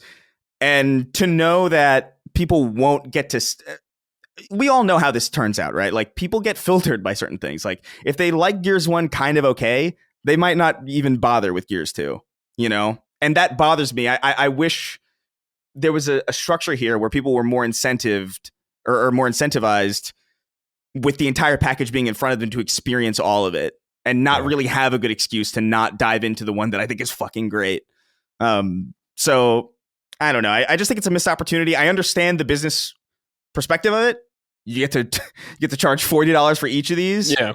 I understand why they would want to do that and why they would want to double dip, triple dip on this. But I can't help but be disappointed at seeing Gears of War Ultimate Edition, Gears of War 1 remastered again, basically. Yeah.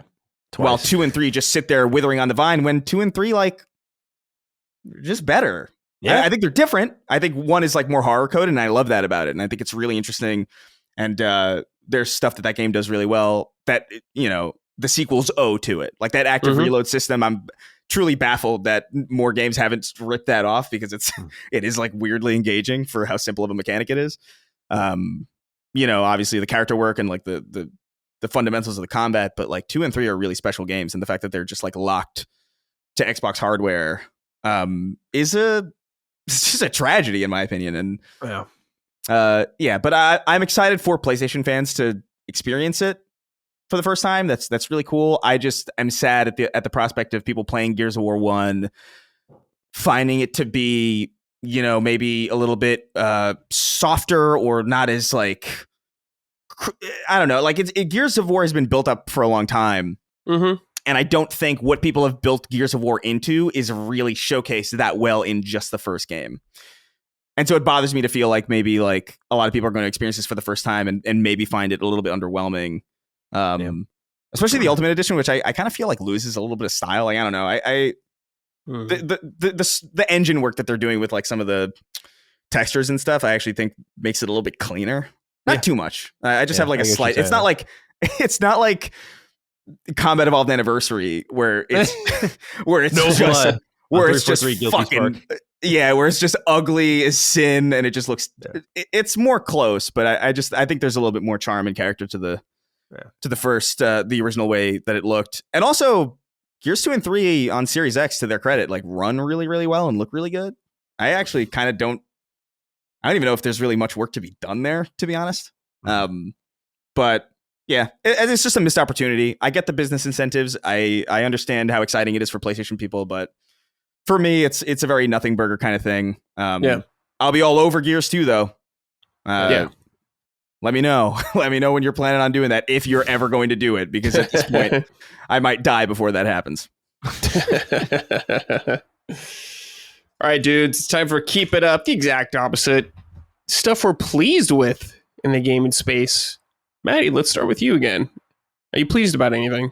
Yeah, I want to, after this like last few week stretch, I want to say keep it up to the, I guess, game development community. I've realized how collaborative it really is. Just, like even like Reddit, just like reading people's experiences and the things they share. Like, hey, here's the pitch deck I used and it worked really well. Here's like conversations I had about funding and like what you should expect. Because a lot of that is super cagey. Like you're stepping in totally fucking blind. It's to the advantage of only one party. So like not only that, but just like, because there's NDA signed and stuff, like can't say who or what, but like other developers and teams that have helped my team educate themselves, become aware of what to expect, and kind of let us do strength exercises for our game and for our pitch deck before we actually put in front of people who would actually fund us. That shit's really cool. It's just like complete generosity, just to kind of be like, here's what we think is good and bad, and here's what you should be looking out for. Here's what we think about like your monthly burn rate, even like et cetera, et cetera. So I just I feel very thankful for that. I did not realize how little competition there was in that regard. And so I just there was a lot of just honest feedback shared, and like all of it very good, very helpful. And I see how things move down the grapevine a little bit clearer now, because everyone's just kind of helping each other out. So just a cool experience to kind of see up close and personal, but definitely wouldn't be in the spot we're in right now without a lot of people's help. So just wanted to say, keep it up to developers in their respective communities. Very nice. Cool. Yeah, very nice. Yeah. Chris, anything for you this week? I don't know if I have anything super specific. The broad kind of cop-out answer is just to keep it up just to the output of the industry in general, because I do feel like over the last like couple of years, we've been on this weird, I find myself more engaged with more games than ever. And cool. It might be like, it's just a really good stretch of time. Like the last couple of years, like if you look at like all the big like heavy hitters that have come out, like it's kind of shocking just how dense, 2023 onward, even 2022, like it's just a lot of great shit. And it feels like it's really easy to get complacent or get like familiarized to it. But dude, I remember 2014. I love that we share that. I think 2014 was like one of the worst fucking years for gaming. Okay, we had Tropical Freeze that year. Sorry, Matty. We had Bayonetta 2 that year. Yeah. Hearthstone. Great game. Dude, when Dragon Age Inquisition won Game of the Year, just everything goes out the window. Like, that was absurd. Yeah, that's absurd. Dude, Dragon Age Inquisition, fucking the launch of the Master Chief Collection when it was completely busted for 6 years. Like that was just a very dire time. So like I look at the last couple of years and I see people like complaining about and there's obviously like a lot of shit to criticize. Obviously, like the layoffs have been fucking crazy and a lot of teams have been mismanaged. The upsizing from the COVID boom as if that was permanent is just like such an irresponsible decision for so many companies that they made that I could have told them that they were making. So it's baffled that even. So there's a lot wrong, but as far as like what's coming out, man, like something like Expedition 33 coming out of nowhere, like ugh, we're eating good, man. Yeah. Like I that game knocked me on my ass. So just keep it up in general for this output. Like if Death Stranding 2 hits, that's going to be another one for this year. Oh, it's going to hit, baby. Okay. Yeah. I know, Matt. He's like, you're more suspicious of Death Stranding, I think, right? No, I'm saying okay because like what I played, I liked, but I love the confidence of Brad. He's like, it's going. Oh yeah, dude, 100%. Death Stranding 2 is gonna be it's gonna be it, dude. Yeah, you gotta be there, man. It's gonna be a moment. Don't get spoiled. I'm excited about it. I don't know if it's I think my game of the year is already chosen, so I really don't think anything this year is gonna top it, but. Yeah. It's looking like another good year, man. Even just the first half of this year has been great. So, yeah, that's a cop out. Keep it up, but yeah, it's all I can think of. It's all I can muster right now. Chris's game of the year, Blueprints. Yeah, Captain Blood. Captain Blood. That's right. For me, I don't really have anything for too specific. This is like a weird answer. I'll just say he's a part of LSM, so and I guess technically covers games. So it's Lockmort, who's on his own YouTube channel. He's been teaching me how to edit And he's been a great Oh. instructor, and I've learned a lot from Lockmort. So it's been fun, and I appreciate Lockmort fantastic taking the editor. time Yeah. to teach me how to edit some stuff. So Fuck thanks, yeah. Lockmort. I know he'll listen, but I feel like we got to make fun of Lockmort some way. No I don't matter have the what. heart to. I love Locke. I know, yeah, Lockmort's the man. You fucking idiot. There we go. Maybe he'll laugh at that. He laughs every time we make fun of him on our shows. He has All a right. great laugh. His laugh always He makes me does. He laugh. has an amazing laugh. I don't think I've ever heard him laugh in my life. Damn. Although we haven't really done. Is that a comment on his emotional state, or I don't know. I just. That's crazy. I guess I don't think we've really been on that many shows together. I think we Yeah, might I'll have just to make that happen in the future then. Yeah, we might You be and like a Lockmort. pretty rare permutation. Yeah. That's a rare combo. Huh. Yeah. I'll have to keep that in mind for the future. All right. Let's see here. This is from Dio Lixon. Keep it up. Is it Tokyo Games or Tukio. Tukio Games? Okay. Yeah. After months of emotionally manipulative BPD posting, Kazutaka Kodaka finally tweeted out that 100 line is selling well. Let this be a lesson to any game devs. There's no need to market a game when you can just guilt everyone into buying it. Might not be a bad idea for Matty to start tweeting about how he'll have to sell his house if we don't support his game. It can work in your favor. In the case of Kodaka, he's very loved, but also he kind of finally gave everyone what they wanted. So I think that's why it's selling well.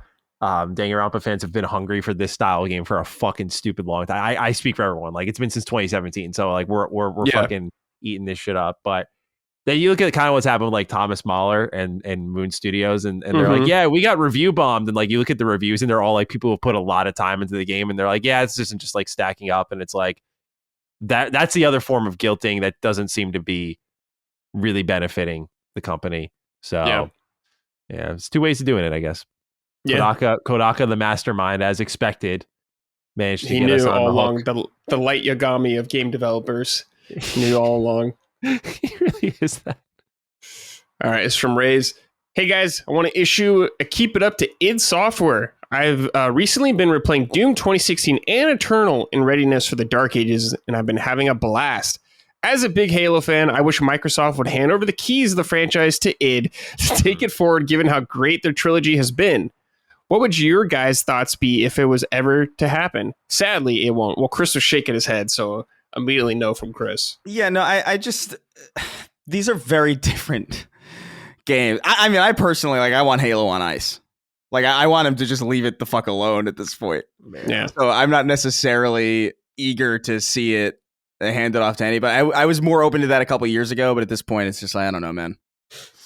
I've been through hell with this. Yeah, Halo franchise, nothing really fucking revs me up more in a negative way than talking about Halo, because I just always go back to like when it was very clear, like, oh, we have an opportunity to disconnect from 343. It's like, no, we're actually going to rebrand them to Halo Studios and give them more.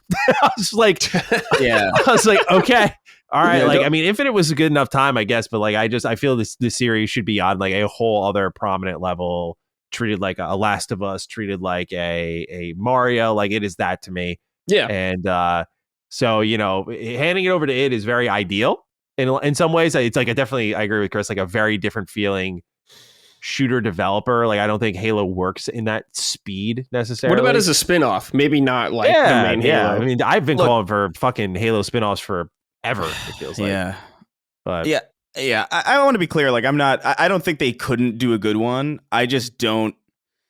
I think I just like at this point, like there's been a long time of me just talking about like, man, why isn't there a horror game, a flood horror game? Like, why isn't there a tactics game? Why isn't there all these different things? Why aren't you doing spinoffs? But don't worry, we got Halo Spartan Assault. Oh, Jesus Christ. What the hell is that? They experimented and gave us a twin stick shooter. Oh, I think that was 2014, actually. Yeah, it was. This is dire times, man. Oh, Dire times. Like, interesting. Huh. I don't know, man. Like, I just like there was a time where I would have liked to see that. And to be fair to Infinite, like Infinite is very good. I just feel like I don't know. There's just like a somber kind of feeling attached to it because it could have been handled so much better, and it's your first impression matters a great deal. And their first impression was, in fairness, solid, but you know, they bungled that. They had like 3 playlists at launch. The campaign was just kind of okay. I thought there was a lot of missed opportunities there with the open world approach that allowed for like way fewer set pieces and just way fewer memorable moments. A lot of the cutscenes just amounted to Master Chief standing in a room and a camera rotating around him, and it's just like such a step down. A lot of one shots. One shots. Yeah, they went with the God of War approach, which is crazy to me because I'm just like, bro, like look at when I think about the cinematics of that franchise. I think of like genuinely good cinematography, like great shots, great vistas, like great set pieces, and for them to trade that away for like a gimmicky one shot that didn't even really serve the story, it was just very strange. And so even with the solidity of that experience, there was like a lot of blemishes around it, and I just can't help but feel like this kind of sadness when I think of Infinite, even though it is good, because I just know that it could have been so much more if they just the potential if they just let it cook for longer, if they gave the team more time. Granted, it's a team that probably doesn't deserve more time, but like whatever. I just feel like I feel like you guys feel like, where it's just like that's your Mario, man. Like you gotta seriously invest. If you're not gonna put up, then shut up, you know. And could it make a great Halo game? I think so. I think it would be like a fundamentally very different game. I think they, with respect, I don't know if I want them to. Look, I don't know what the fuck is going on in the Doom series right now. So like, I don't know if I have a great deal of confidence in their ability for like story stuff, but I think they could make a fun Halo game. I just don't really want to see Halo really for a while. I want them to put it away so that I can be excited to see it again. Because it's just been nothing but just missed opportunity after missed opportunity for so many years. Combat Evolved remake seems like a pretty easy win to just kind of make me feel something again. Maybe. You know? But that's got to be what they're doing, right? Because they did it with Gears. I have a theory that because we're all talking about like, there's a lot of people talking about like when the Master Chief Collection will come to like PlayStation and all that stuff, and I think that it's still probably going to happen, but like I do think that was more of a plan earlier on, and now I actually kind of feel like what they're doing with Gears is actually somewhat of a telegraph, where instead of having a collection, I didn't think of that. They might just forego the collection entirely and just like start with Combat Evolved Remake and move their way forward, which would be like one feels safe to remake, but I think once you go to 2 and 3, you can't remake 2. Yeah, like that's just sacred territory that you just can't touch. Like I admit that my favorite Halo is a little bit of like the Outcast pick, but like, dude, you can't touch 2 and 3 and try to be like, oh, let's see if we can make this better. It's like, no. No, yeah, you can't. You'll ruin childhood memories, bro. You'll ruin childhoods. You can't. Yeah, Halo 2 is pretty untouched. Like, God help the team handling a reinterpretation of Halo 2's story. Like they're in for a bad time. Yeah. But just Final Fantasy 7 remake it. Make it a weird mind fuck. I'm sure everyone would love that. Halo 2 Part 2. Yeah, Halo 2 Part 2 and 3, baby. Just put it on ice, man. Bring it back when I'm 50. Yeah. Put it away forever. Get 343 making something new. Something else. All right. Well, Halo will never go away. It'll never die. It's like Star Wars. Oh yeah, it's going great for them. Yeah. This is Jonathan right here. Wrote in, keep it up. I've been hearing that the Dark Ages has some great accessibility features. Keep it up, game devs who really put in the effort to create deep and thoughtful accessibility options in their games. This topic is always brought forward to speak about gamers with disabilities, but that's not the angle I'm talking about. I specifically mean devs adding the ability to customize everything from depth to difficulty modifiers to text scrolling options. The new age style of customizing your game to your liking is always appreciated by me. All right. Something we talked about a little bit there. We could see the appeal. Sorry for my earlier comments, Jonathan. No, I'm with you, Matty, and most of the time I'm with you. I think like text and all that kind of stuff is totally fine. Like, yeah, accessibility. Text is really, dude. I'm playing Doom Eternal right now in my living room, and there's like little, when you start a mission in Doom Eternal, there's like these little like side objectives that like pop up, almost like how like years of like old 360 games used to track your achievements. It was like a little pop up, but like it's so fucking small. And there's no way, like I was, and my eyes aren't great either, but like even if like press my glasses up to the max, I'm like, what the fuck are they asking me? Like, what does this say? It's crazy. And there's no option. There's options for like subtitle size, but like there's no option for like text size in general. It's like, Yeah. it's not the biggest deal, whatever, but it is. I do appreciate that level. So, because sometimes you're just like, because you can tell when some games are designed for monitors, you know? Yeah. And Doom is definitely like a monitor game. It's not really a TV. Oh, yeah. I'm not playing that shit on my TV. I'm never playing that game with a controller. I know a lot of people do. It's totally fine. But mouse keyboard all day for me on that shit. Because I'm a boomer. All right. Let's see here. We got 100 line Last Defense Academy. Matty, this is your jam. You're rubbing your hands together. You're very excited. Hogue talked about this recently, and it seemed like he was enjoying it. Yeah, so let's get the Matty take. The Mr. Danganronpa harassing Cog to play it for years. I wish I kept that in my back pocket now because I feel like Cog would like. You burned the card. Yeah, it's over. More. Yeah, I've said it before. I feel like Cog, because this has like tactics gameplay and it's pretty good. So I feel like that balance with the Danganronpa writing and the mystery building and that sort of thing. So for those who have played and gotten further than me, for context, I'm on day 58 right now. Yes. And I have been having a blast with it. In fact, have you guys ever had a moment where you're like playing something, or I don't even, you didn't have to playing something, but you don't realize in the moment you are like forming a core memory until it's like you're far from it. You're like, man, that was great. I think one of the reasons I am so attached to Danganronpa is because I remember when I was playing that, it was 2014, so I was just starting college, and it was over the summer because I watched Colin's review of it, or I read it, and I was like, oh, this is like, I would take any excuse to use my Vita, and I think he gave it like an 8. I was like, okay, like fuck it, man, like I'll just try it out. Like this, there was like, oh, it's a killing game, and I was like, oh, I like murder mysteries, sure. At the same time, we were getting like the 4 floors replaced at our house, and my mom was like, I don't want to be alone with a bunch of guys like replacing our floors. Can you just hang out for a few days? And I was like, sure. So literally parked it on the couch and just had my Vita in hand and just grinded Danganronpa. And I didn't realize until, because we'd order like pizza for takeout and stuff, but like, and now I look back at that, I'm like, man, that was great. That was awesome. Yeah. And so I feel like each Danganronpa gives me that feeling. I remember like being in college and playing in bed each night on Danganronpa 2 and V3. I was going through a tough time, and like that was just a game that just like kind of pulled me out of it with its like deep, crazy, mindfucky mysteries and art style shifts. Like that game's awesome. So I don't know, the series just always represents like really good times in my life. And 100 Line, Kodaka, he's gone away from these styles of games before. He flirted with it a bit with Rain Code, but Last Defense Academy is like, the art style, the music, the presentation, the visual novel format, like, flirting with all these really random systems and making them work together. Like this is like a Kodaka game. Like this is what people loved him for.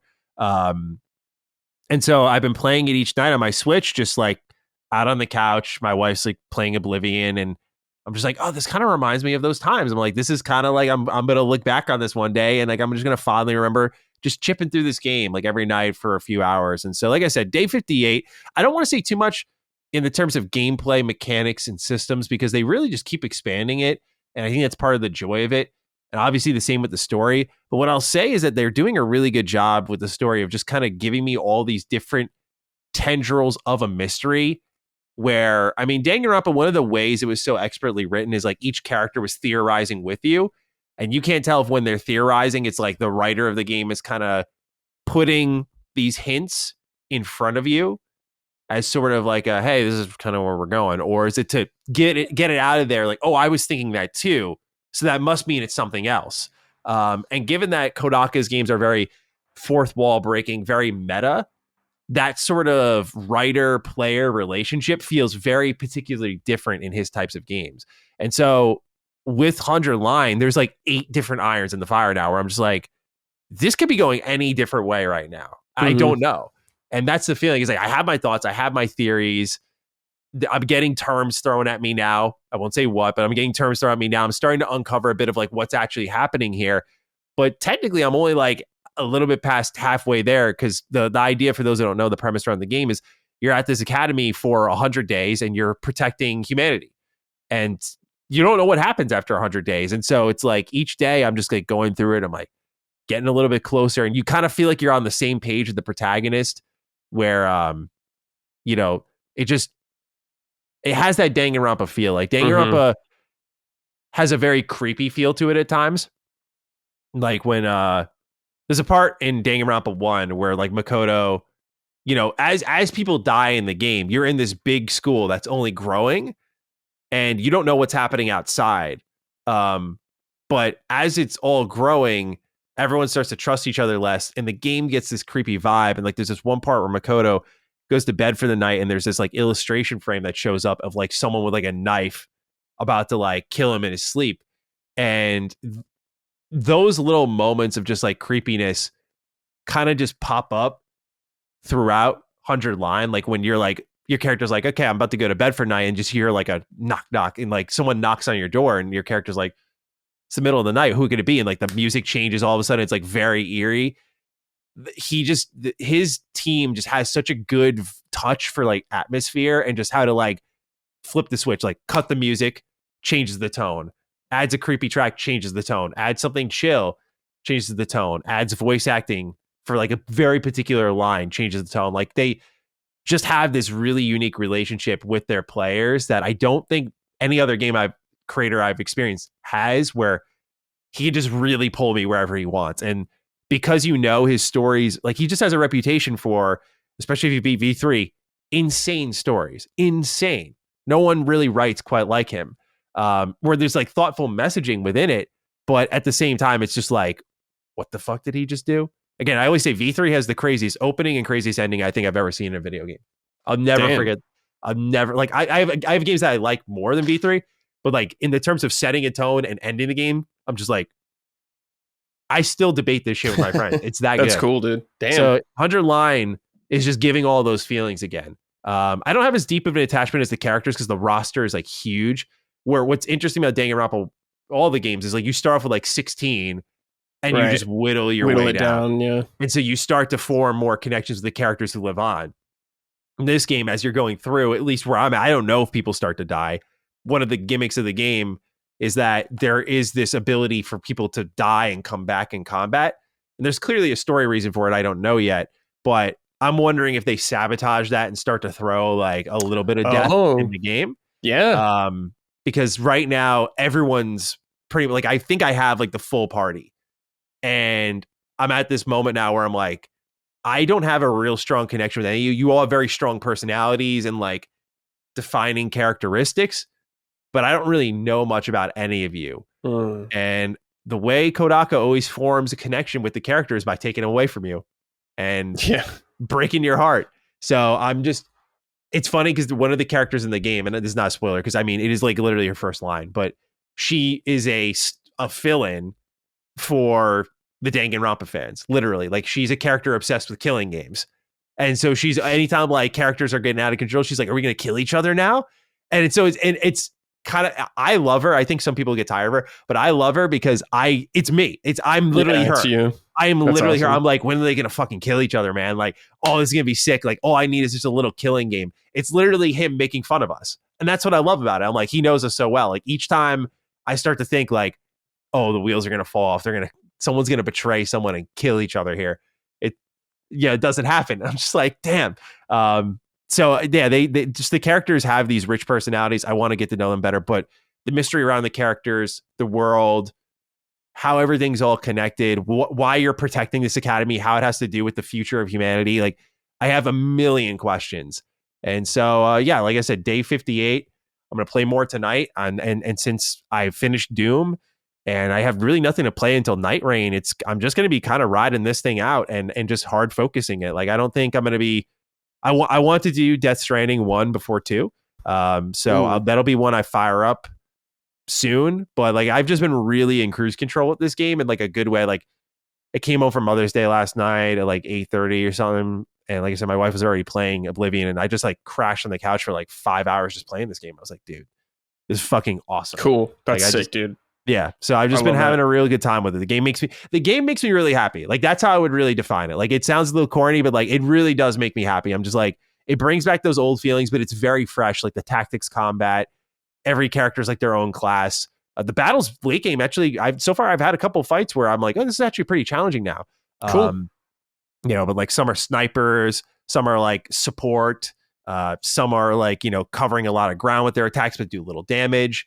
so they're good for like wiping out a lot of like the cannon fodder that can do a lot of damage. And so yeah, it has like a good hold on its variety. There's like a free time segment where like when you're not fighting, you're like going to the library, you're reading books, you're getting your skills up to like craft new class weapons, craft new chemicals that you can use as like traps or potions when you're fighting out on the field. There's like a whole exploration mini game that's like a board game. It's like what Danganronpa does really well. We're like, here's like 8 million mini games in one. It's like WarioWare, but it's like a visual novel. It's crazy. So WarioWare is obviously extreme because there's so many, but hopefully people get the idea. So yeah, it's a game that's like bringing me a lot of joy. I'm like, yeah, it's not like my favorite game of the year. I should say it's definitely one of my favorites of the year, but it's not like to the level of like, I know where it's like pitfalls are. But I even think the presentation quality, like they have a ton of cutscenes that are like fully 3D, really well animated, like full action sequences. I'm like, damn, this is where Danganronpa never reached. So anyway, my rambling aside, I have been really loving this game, man. It has been special for me. And so I'm savoring it because I don't, my worry was like with Kodaka, I was like, is he retiring after this? I was like, everyone wants more. So I hope this isn't a one-off. I hope he does more of this style of game because it is like when it got first announced at the Nintendo Direct, I was like, point of my shirt was like, I did that, was that fucking meme? Leo like, meme. He's like, oh, like that. Yeah. That was me. I was like, oh, I know those sprites. I know that music. So anyway, no, dude, awesome game. Yeah, I loved this conversation. I loved hearing you talk about this, Matty, because it has such a special place in your heart, these games, and you really articulate it very well. Thank you. I love feelings like that with games, and it's rare when you get those. So I'm glad you're cherishing it right now. Just having completely. A damn good time. Like it just panned out really well. Like Doom was short. Doom was a good time. Took a little break from 100 Line during that, and now I have like 3 weeks until I really feel like switching gears to anything else. I'm like, okay, cool. I get to like this game's apparently it could be like 100 hours long. I'm like, cool. I just want to like keep going in this and just So I'm pumped because I've heard there's tons of endings and stuff, and I haven't really made any significant choices. So I feel like the first 100 days, my prediction is like the first 100 days in the academy are literally just set up, and then this game just breaks open afterward. But I don't know. We'll see. I'm very excited to learn more though. Yeah, someone wrote in about kind of some stuff for the game, but I just didn't include it in here because I didn't want Matty to get spoiled or anything. I just wanted Matty not know anything, and he appreciate it. So thank you for the write-in though on that. Appreciate the write-in. I did read it. Yes. Yeah. So, but thank you for if you listen to Duke, I'll keep everyone updated on when I finish it. If you want to write it after that. I'll respond to your info comments. For that. I won't spoil it for others, but I'll respond to your comment.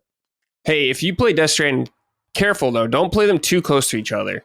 Have a it's kind of game in between it. You got to have a little break. Yeah, that's what I've heard, right? And so I just want to make sure I can at least like buy it day one. All right. I don't think there's a chance I'm going to be able to play Death Stranding 2 day one because these two are going to be so close to each other now. But I do want to be able to at least play it day one. And, I'm sorry, pick it up day one. And just like be in the launch window, because the only thing in July that I think of off the top of my head is Donkey Kong. I know July has a few other games, but Donkey Kong comes to mind. Donkey Kong. Yeah. So if it kind of like tails a little bit into July, I can live with that. Yeah, it's the end of June. So maybe I'll have a little time. Yeah, what does come out July? Now I'm curious because I remember Donkey Kong, but it's like, what else is coming out, dude? Tony Hawk 3+4. Yeah, that's one. Patapon. I don't know what else off the top of my head, but hold up, July. Yeah, Patapon, Tony Hawk, Donkey Kong. I guess Mario Party Jamboree. If you're a visual novel fan, another entry in the Eye of the Somnium Files comes out. Then that's really it. Wu Chang, I'll check out. I hope that's good. Another Souls-like game for Chris. Feathers is coming out that month? Oh yeah, it is. We covered that. Yeah, it's not on this Eurogamer list. Damn. Yeah, that game looks awesome too. That's the slop that Colin and Chris are tired of, for sure. What is it? It's Wu Chang Fallen Feathers. It's like another Souls-like, Black Myth Wukong style kind of game in a Chinese setting. Right. Yeah. There are a lot of them. I will say that. That's for sure. Oh, I thought Death Stranding was a little bit more in the middle of June. No, it's like the end of June. Yeah. Okay, we might be good. Yeah, I got full. Okay, I got time. All right, cool. I just June 26th. That early June window with the Switch too is a little. Yeah. Killer. Got Mario Kart in there.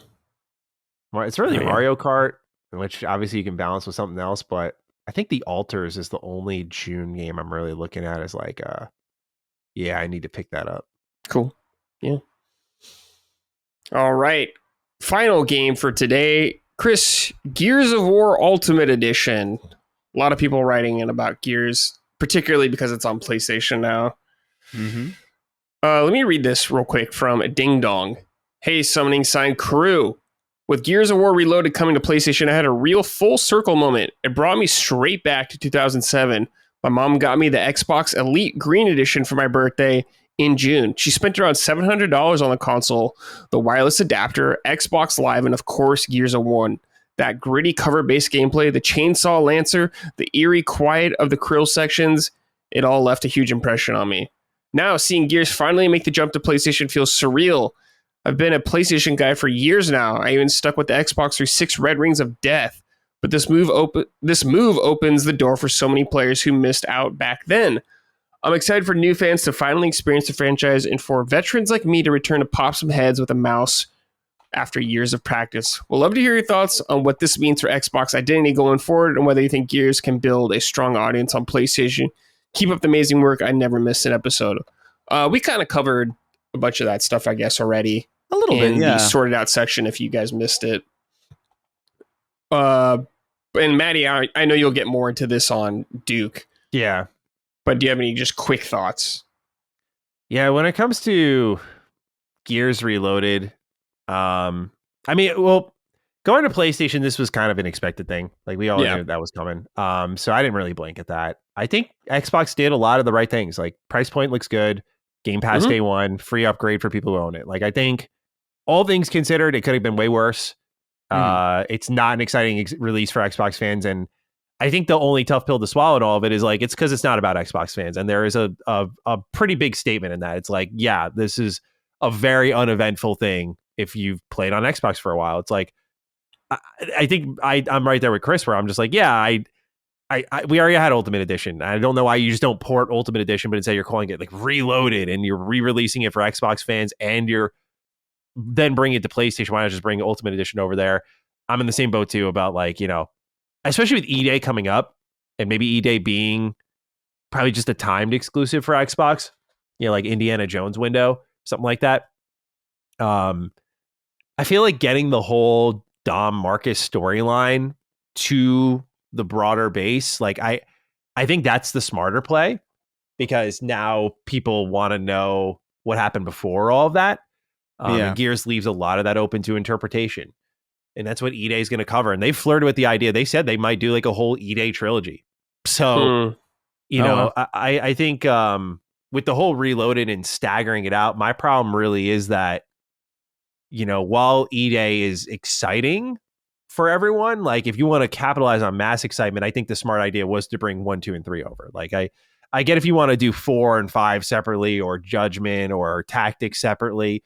Sure, like you have a lot to pick from, but like Gears of War Reloaded to me is just really strange, especially because we learned a few months ago, I think it was now, I think it was an environmental artist shared a material they were working on for like Unreal Engine or something that was for, they said Gears of War 2 Ultimate Edition, and they stopped working on that after Gears of 1 Ultimate Edition. So that was a thing that was in production. And I just don't know why Xbox has such a tough time getting more of this series out beyond the first game being re-released again. But at the end of the day, I think this game, pardon me, is going to do really well. Because I think PlayStation fans are going to see that price tag. I don't think much is happening on their platform in that month. There's a lot of curiosity around it. It's the novelty of like, oh, it's a big Xbox franchise on PlayStation. And I think ultimately, it'll do really well. So yeah, I think for Xbox's identity, it just kind of solidifies that they're multi-plat. Like everything's going over, and how they strategize is going to be interesting because they could do Gears 1 Reloaded, 2 Reloaded, 3 Reloaded, and maybe hold on to E-Day for longer than I'm giving credit for. It seems that no plan is the plan. Every product is different. Every product's different. Like, what do we get the most money out of Gears versus Halo? Do we just remake every Halo and just sell it to the whole audience again because Halo's huge? Versus Gears, where it's like, it's wavered a little bit in popularity. It's been a lot of time since Gears 5. So just kind of do it one by one with like just remasters. I don't know. It's tough to say. But yeah, absolutely. This is Xbox now, unfortunately. Yeah. It's But yeah, strange. Maddie will. Yeah, it's a strange time for sure. Yeah. We're in. I just emphasizing that with Cog a lot on Duke. I'm like, it's just a weird time in the game industry now. But yeah, Maddie will probably get more into that on defining Duke later in the week. So check that out if you want to hear more. But Chris, you've been playing a little Gears of War Ultimate. How's it been? Obviously, you've played this game many times before, though. Yeah. I mean, I really play 2 most often. Like, I think I play Gears 2 like probably not all the way through, but at least a little bit, like probably once a year. There's something about it that, at least for the last several years, I've done it because when I thought about it a couple years ago, it's one of those games that I forget that I love it as much as I do. Like it's back in the day, I remember it being like, yeah, this is fine. This is a solid action game. I'd be hard pressed to find many negative things to say about it. Mm-hmm. And it was very kind of nothing for me at the time, or at least I remember it being. And then but I have a lot of like affinity for it and a lot of fondness for like those first 3 games in particular. And every time I go back to them, I remembered like, oh, it's kind of weird that this doesn't get glazed as much as it. I do kind of feel like on some level Gears of War is like underappreciated. It does a lot of really cool things. I think the story there is like it's genuinely a lot of fun, and it's genuinely very like especially with Gears 2, it's like surprise. I think Gears of War 2 is the first time that I could remember a video game like making me cry. Like that was the first time that I can cognizantly remember like actively like shedding a tear for like a video game. I was like, what the fuck is going on with this? I'm usually playing like, I don't know, like Ape Escape or Crash Team or like Dragon Ball Z, like, Budokai or some shit. And then Gears of War 2 comes out of nowhere and just knocks me on my ass. It's a very special trilogy. They each kind of have like, there's like a really solid feeling of like momentum between all 3. Like one feels like it leads into 2 very naturally, and especially game mechanic wise, like you get into the meat shield stuff, and then by 3 you get to tag a grenade onto the guy and kick him. It's like it's a really nice feeling of like progression throughout all 3 of them. And I'm playing through the first one again, and it is so much more grounded and like horror oriented. There's some like caveats of certain story beats and certain mission designs at the time. Like I love how it's like, we need the Hammer of Dawn. It's a good thing it's right there in this building. Like it's very like mid 2000s in that sense. And 2 and 3 I think get a little bit more clever with how they design certain things, but it's a good time. It's like really well acted. It's really well performed. It looks really great. The sound design is really fantastic. There is a really satisfying feeling to hitting that active reload, and the chains, like the Lancer is just such a great.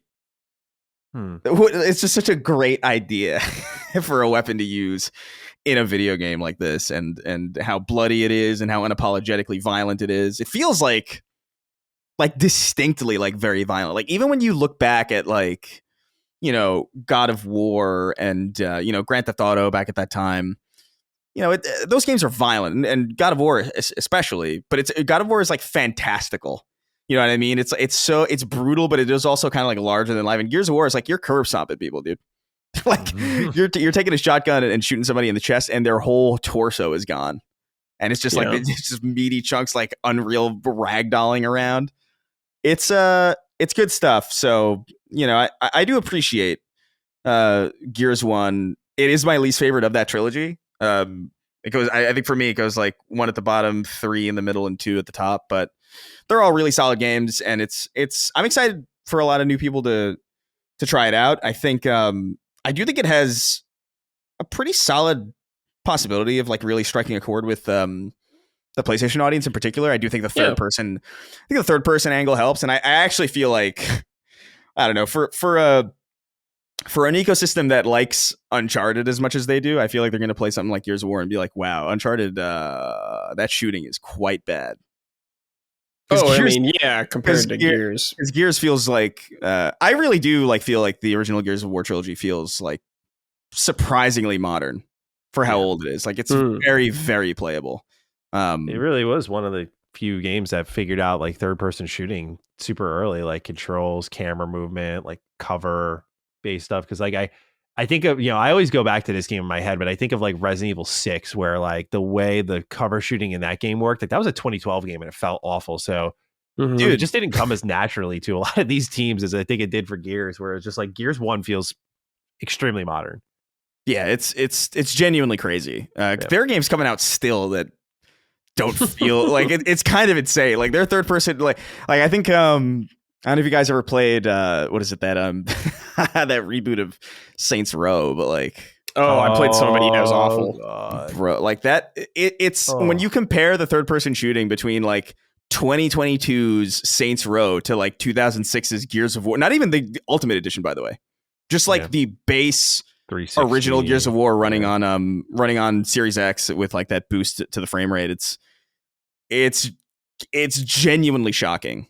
And again, even you compare it to some more premier experiences like Uncharted, which Uncharted does a lot of things really great, movement and climbing and all that, and obviously narrative. But that combat is not it, man. I hate that you brought up that Saints Row game because that feels like the biggest fumble of all time. Like there's no GTA in sight. Here comes another crime-based open world game. All you have to do is go back to basics, and you just have like a fucking massive success. And they're like, let's make college kids in debt. Yeah, it's and have so them get into crime. Awful. It's like, and it was broken. Awful. Yeah, and it's like it really is like a stereotype of like millennials. Yeah, it's stereotype of millennial writing. It's millennial writing. Like if you told me that a game like that existed, I would have been like, that's fake.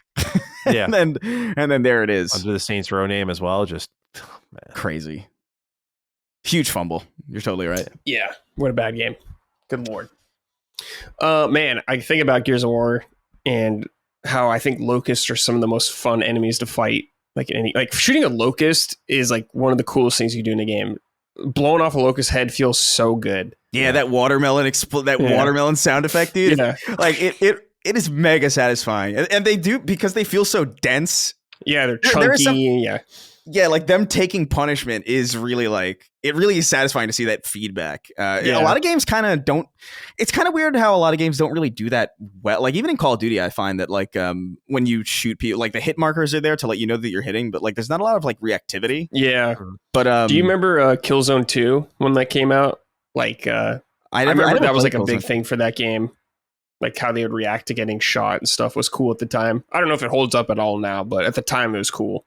Yeah, I never played Killzone, the original. Oh, really? You missed Killzone 2? Dude, Killzone 2 was so sick. The multiplayer was awesome, dude. I played a lot of that multiplayer. Yeah, I wasn't on PS3 until no one was. Don't worry about it. I know. I wasn't on PS3 until like I think like 2012-ish when I think my sister's husband had it and he was like, I don't really have time to use this. You can borrow it if you want. I was like, oh, cool. All right. And I played a little bit of like Infamous and there was what was the car one? Not Gran Turismo. It was arcadey and it was no, it's God, why can't I? It's on the tip of my tongue. I know what it is. It's wait, hold on. What'd you say, Matty? Ridge Racer? No, it was like apocalyptic or something. No, Nation Racers. God damn it, MotorStorm. That's what it is. MotorStorm. MotorStorm. That's what it was. Yeah. Fucking PlayStation racing screaming game right now. That was crazy. Like the more suggestions Maddie made, the further away from MotorStorm I got. I was like so.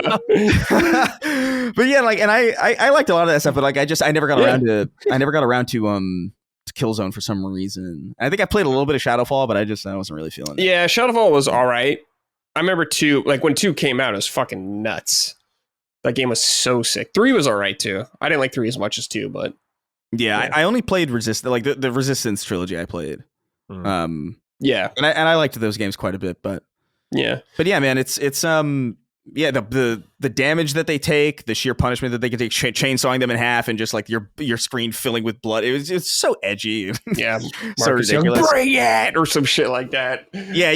That's my favorite thing. He finds like you go down like a forked path, and because it's like an action game, like one of them is just going to be a dead end with like a crate of ammo, and and he just picks it up and he goes, nice. Yeah, nice. I love, dude. I don't know, man. It's melodramatic. It's fun. It works though, or but it did. I haven't played in a long time. I think what's great about it is that it's earnest, man. Like there's an earnesty there that I feel like a lot of writing, like if you wrote Gears of War today, I feel like there would be like maybe like a fear of leaning into that stuff because it would be like, oh, it's too cringe to be like. There's always gonna be. I feel like there's always got to be like a wink and a nod, to the audience, like how we're doing. It's like mole men, like no, they're taking it very seriously. And I love mole man, fuck yeah, you gotta just lean into it. I love they're sinking the city with a giant worm. Yeah.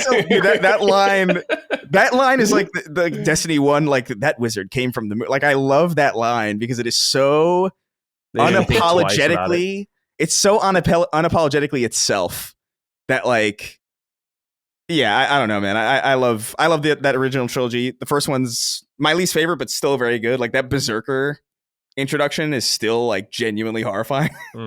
Yeah, like it's still I expect it to happen, and I know that it's going to happen, and it's still like startling every time because the sound design. Yeah, it's something you don't look forward to. You're like, it's just fuck.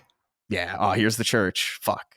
But yeah, no, I'm having a good time with it, and I don't want to seem too indignant about what it is or what it's coming at the cost of. I understand, but I would have liked the whole trilogy just because I think it would have been better for Gears. I think it would have been better for a lot of new players to be able to experience that entire story and really get invested in these characters and see their entire journey, and then like really get people psyched about oh well, where did this start, as opposed to this weird kind of staggered, like I don't know how, like it like is Gears E-Day going to come out before 2, and if not, like how far away is E-Day, and does that imply that Gears 3 is going to come around? I don't know what, like around GTA or something. Like I just don't understand what their plan is. Yeah. And if anything, I would have thought that it would be kind of the opposite situation where if anything was going to get the collection, I feel like a Gears collection would have made more sense because I feel like you could actually charge more a la carte for each individual Halo. You know what I mean? Like it just, it feels very backwards. Xbox doesn't really seem to have a coherent plan for anything. I think they're just kind of fumbling. You don't say. Yeah. They're just a coherent plan. Yeah, they're just kind of fumbling into this next stage of what they're going to be, which I think is obviously like a Sega like multi-platform kind of publisher with, I would imagine their heavy lean going into the next generation is probably, although this is nothing to do with anything that we're talking about necessarily, but I assume that handheld is going to play a key role in their strategy going forward. But we'll see. Gears is great. It deserves a little bit more respect than I think people are willing to put on it, and I think this will do it. I think Gears 1 is a really good game. I just think it sets up something that gets really special really quickly. And I hope if anybody's into Gears of War, if they found it, like if they play it for the first time on PlayStation and they were maybe expecting a little bit more, I just really urge you to stick with it because I really think 2 and 3 are really they're really good. 2 in particular, like I love 2 to death.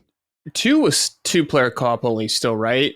4 was when they did 4, or I'm sorry, 3 is when they did 4 players, I think, right? I can't really remember. Or maybe that was Judgment. I don't remember. It's been too long. Judgment. I think it was always 2. Okay. Yeah, because they always did the split routes. Like one of your friends goes like in the stadium, like you go above, and then he covers you while you're on like the ground level. You're probably right. All right. All right. Whoops. Let me put this over here. Hold up, Dustin. Hold on, Dustin. Wait. Or you can just leave this in, whatever. I don't care. All right, here we go. We got some closing questions from the audience. We end this show, pretty much all of our shows with write-ins from the audience. If you want to write into this show or any of our other shows, go over to patreon.com/lastdaymedia. We put threads up for each of our shows. For this show, I put it up on Saturday afternoon, so keep an eye out there if you want to write in. Okay, this is from Shays. Has anyone touched the game called Midnight Walk? It's the claymation Halloween theme game.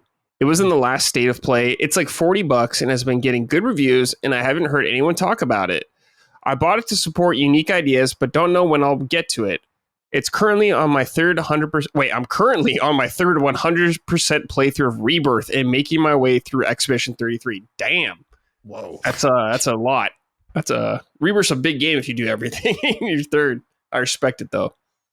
All right, so Midnight Walk. I have been keeping an eye on this. I do want to play it. It's just other stuff to play right now. It looks cool though. Mhm. I wish I had PSVR for this because it can be played in VR, and I think it'd probably be pretty cool. But alas, I will play it just normally, and I'm sure it'll be fine though, regardless. Chris, I what didn't know about this you? was out yet. Yeah, that's what Chris was saying earlier too. Yeah, it just came out pretty recently. Dang, man. Yeah, I guess it's just like a lot happening right now, and Yeah. a lot of people are preparing for it. It's a pretty crowded window for a game like that, but Yeah.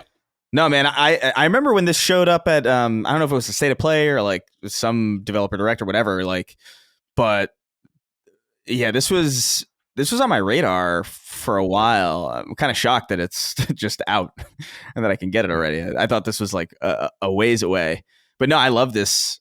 I love this style. This Nightmare Before Christmas is like one of my favorite fucking things ever. I think it's so good, and to see something that looks like that, a little bit of Little Nightmares in there too. Like, yeah, I'm all about it. This is a great surprise actually. Like, I had no idea that this was just sitting there. Yeah, I kind of want to give it a look. I just want to buy a second game this show. I remember them defining this game as like a cozy horror game or something along those lines, and I wanted to check it out for that alone. Because I don't know what you do gameplay wise, but the reviews on Steam, I was looking when I saw the show notes, seemed pretty good. So Yeah. $40, not bad. I guess I get to it after Captain Blood. Captain Blood. Yeah, let me know what you think of that game, Matty. I'll text you because I feel like this will be an interesting conversation. Yeah. I love classic God of War, so we'll see. All right. But yeah, Midnight Walk. Hopefully get to it soon. Okay, it's from Sean Mason. Hey, Summoners. This past week, I had foot surgery, which has left me pretty immobile for the next few weeks. On the bright side, it's the perfect excuse to dive into some serious gaming. Over the past few days, I've been playing Lunar and completely falling in love with it. I think it'll always be tied to my mind, or I think it'll always be tied in my mind to this time of being camped out on the couch. It got me wondering, do any of you have any games you associate with recovering from surgery, an injury, or being sick? Thanks, best Sean M. All right, Maddie's nodding his head. What do you got, Maddie? Dark Souls 1 when I had appendicitis. Wow. Oh my God. Yeah, I had to get my I love a good challenge in my life. I get appendicitis and I take on one of the hardest games at that time. Fuck it. But yeah, that was I played Demon Souls and I didn't like it very much because I remember getting filtered by the it's so funny because going back and playing Demon Souls Remake, you just realize how far we've all come. Yeah. It's like as a skill level, because Demon Souls not only was really easy, but I always think of the skeleton that would like roll down the hill with the sword. Yeah. Shit always fucked me up when I played it for the first time. And so when I saw Dark Souls came out and it was a little more open and refined, I remember like coming home and I had 2 weeks off of school and I was like, okay, I can play really whatever I want. So I decided to play Dark Souls. I went to a play and trade. Oh my God. Yeah. Remember that? Play and trade. I went there. It was like, I think $11 or something like that. I picked it up. I went home and I followed a guide that first time through because I was scared. But I remember doing that like while I was on painkillers and shit. A crazy time. Awesome. Yeah, I had a really good time with that. But I always look at Dark Souls 1 fondly because I was like, that kind of just carried me. I played something difficult to carry me through a tough time in my life. It was that and Sonic Generations I played during that time too. So yeah, those two games stick out in my head immediately. Nice. Okay. Chris, what about you? Yeah, I think a couple of things come to mind, but like the one that is most vivid is like the PSP in general. Like the PSP, because like I got because I think around the time that it came out, I had to get like surgery. I had to go in for like a lymph node biopsy or something. And so it was like my first real like surgery where they like put me under and all that shit. And I think my parents felt so bad about it because like stuff in life was already crazy as it was. And then like this scary thing happened. And I think as like kind of like a consolation gift, they're like, hey, guess what? We got a PSP. We know you wanted it. We know you wanted it. We know you were looking forward to it. And I got the PSP with Wipeout Pure. And I just remember It was awesome. I loved Wipeout. The soundtrack in that game is fucking killer, dude. Like it is. That's my favorite Wipeout game. Like, and it probably is just because it is tied to that memory of just like this kind of like just really comforting kind of like after like a lot of stress and a lot of like really intense discomfort. Just having something like that and being blown away by the way, PSP was kind of a mind-blowing machine at the time. Oh my god, it was crazy when that thing came out. So how cool. advanced it seemed. Yeah. I really could not believe the shit that I was, because like there was what's most interesting about the PSP is that like there's like we're all familiar with like Spider-Man 2 as it exists on like the original Xbox and the PS2 and like that seminal kind of like open world kind of like physics-based swing. But there's a Spider-Man 2 on the PSP. Yeah. That is literally just like kind of like a reskin of the first Tobey Maguire game with like different. It's the same assets. Bringing this up. And and I loved it too, but it was just like, whoa, what a weird. There are so many different versions of Spider-Man 2. It's actually insane because there's also like the PC version that sucks.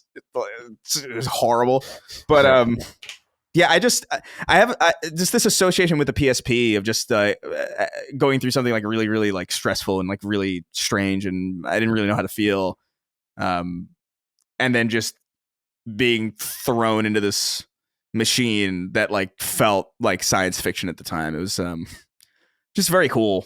And there's a couple. I think I was like sick with the flu one time, and I played a shit ton of Fable 2. Oh.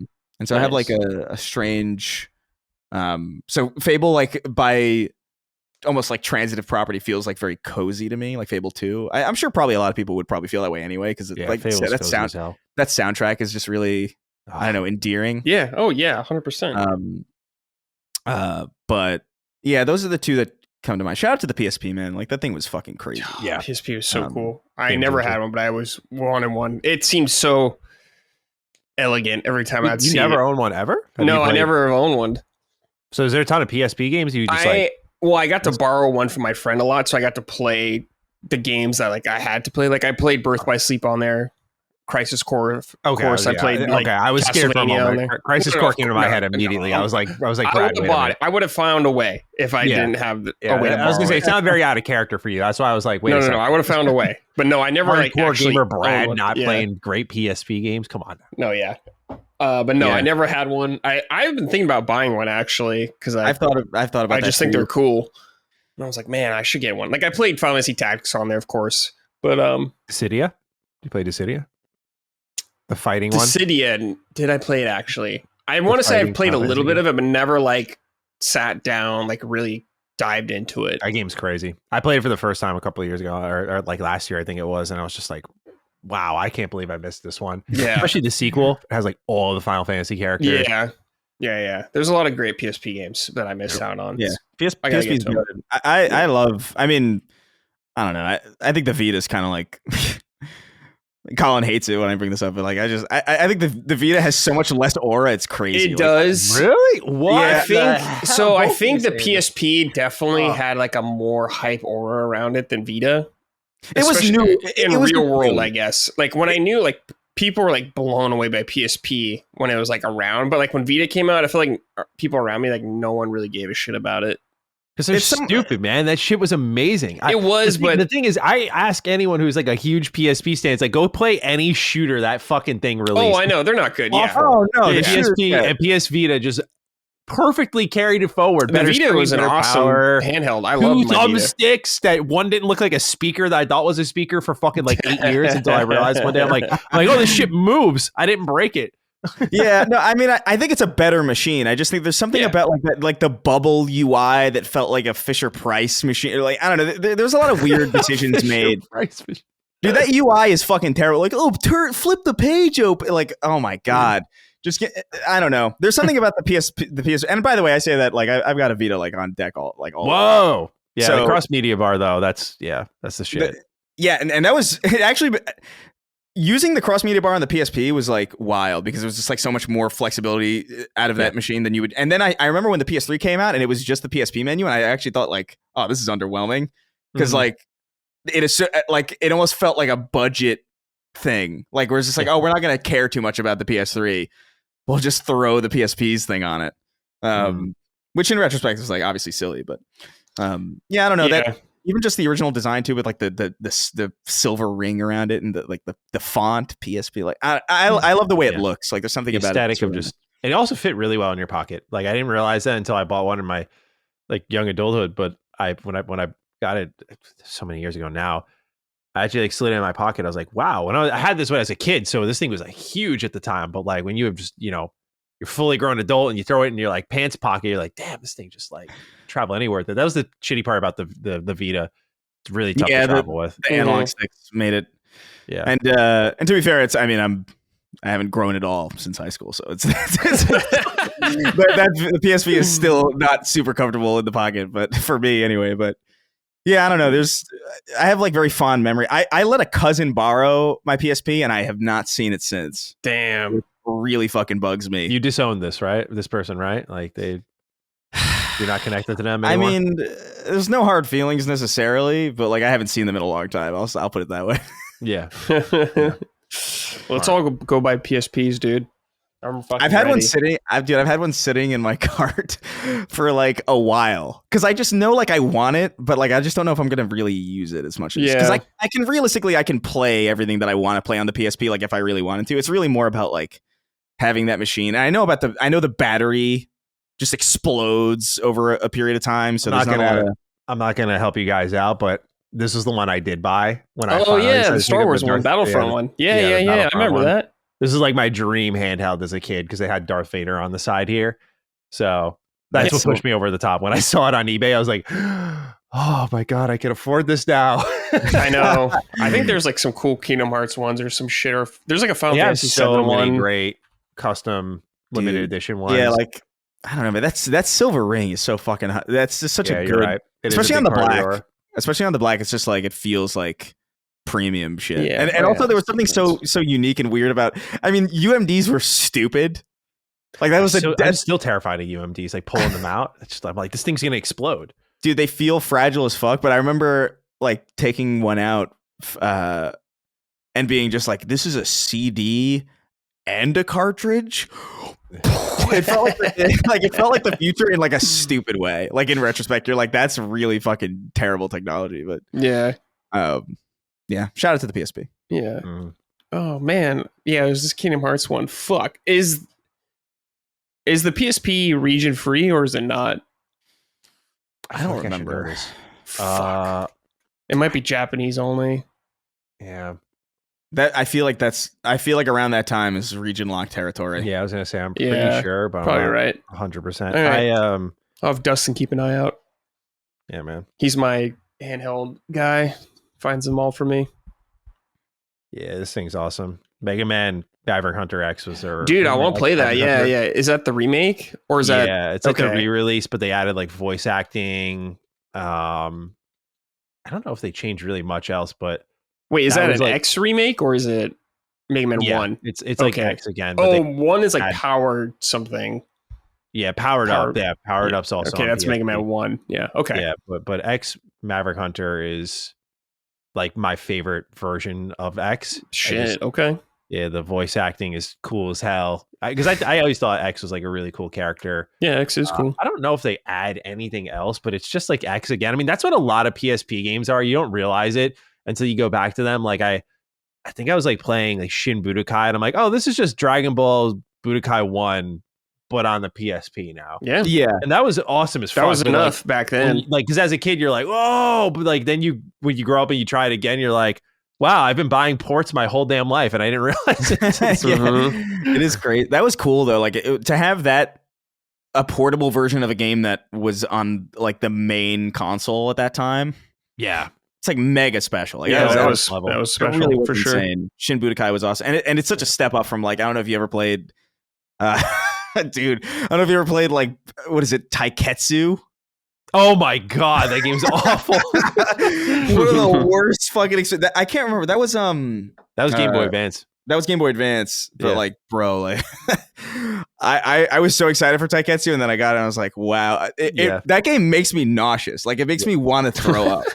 Like, it's so horrible. ESP did the forget the name of the movie, but they made a movie game for that Dragon Ball movie that's like live action and is like really terrible. No way. Wow. Yeah. I did not know they made a Dragon Ball Evolution video game. Yes, that's what it was called. Yeah, there's a video game for it. It's a fighter. It's a 3D fighter, and it's terrible. It's so funny, dude. I haven't played it yet. I think it's on PSP.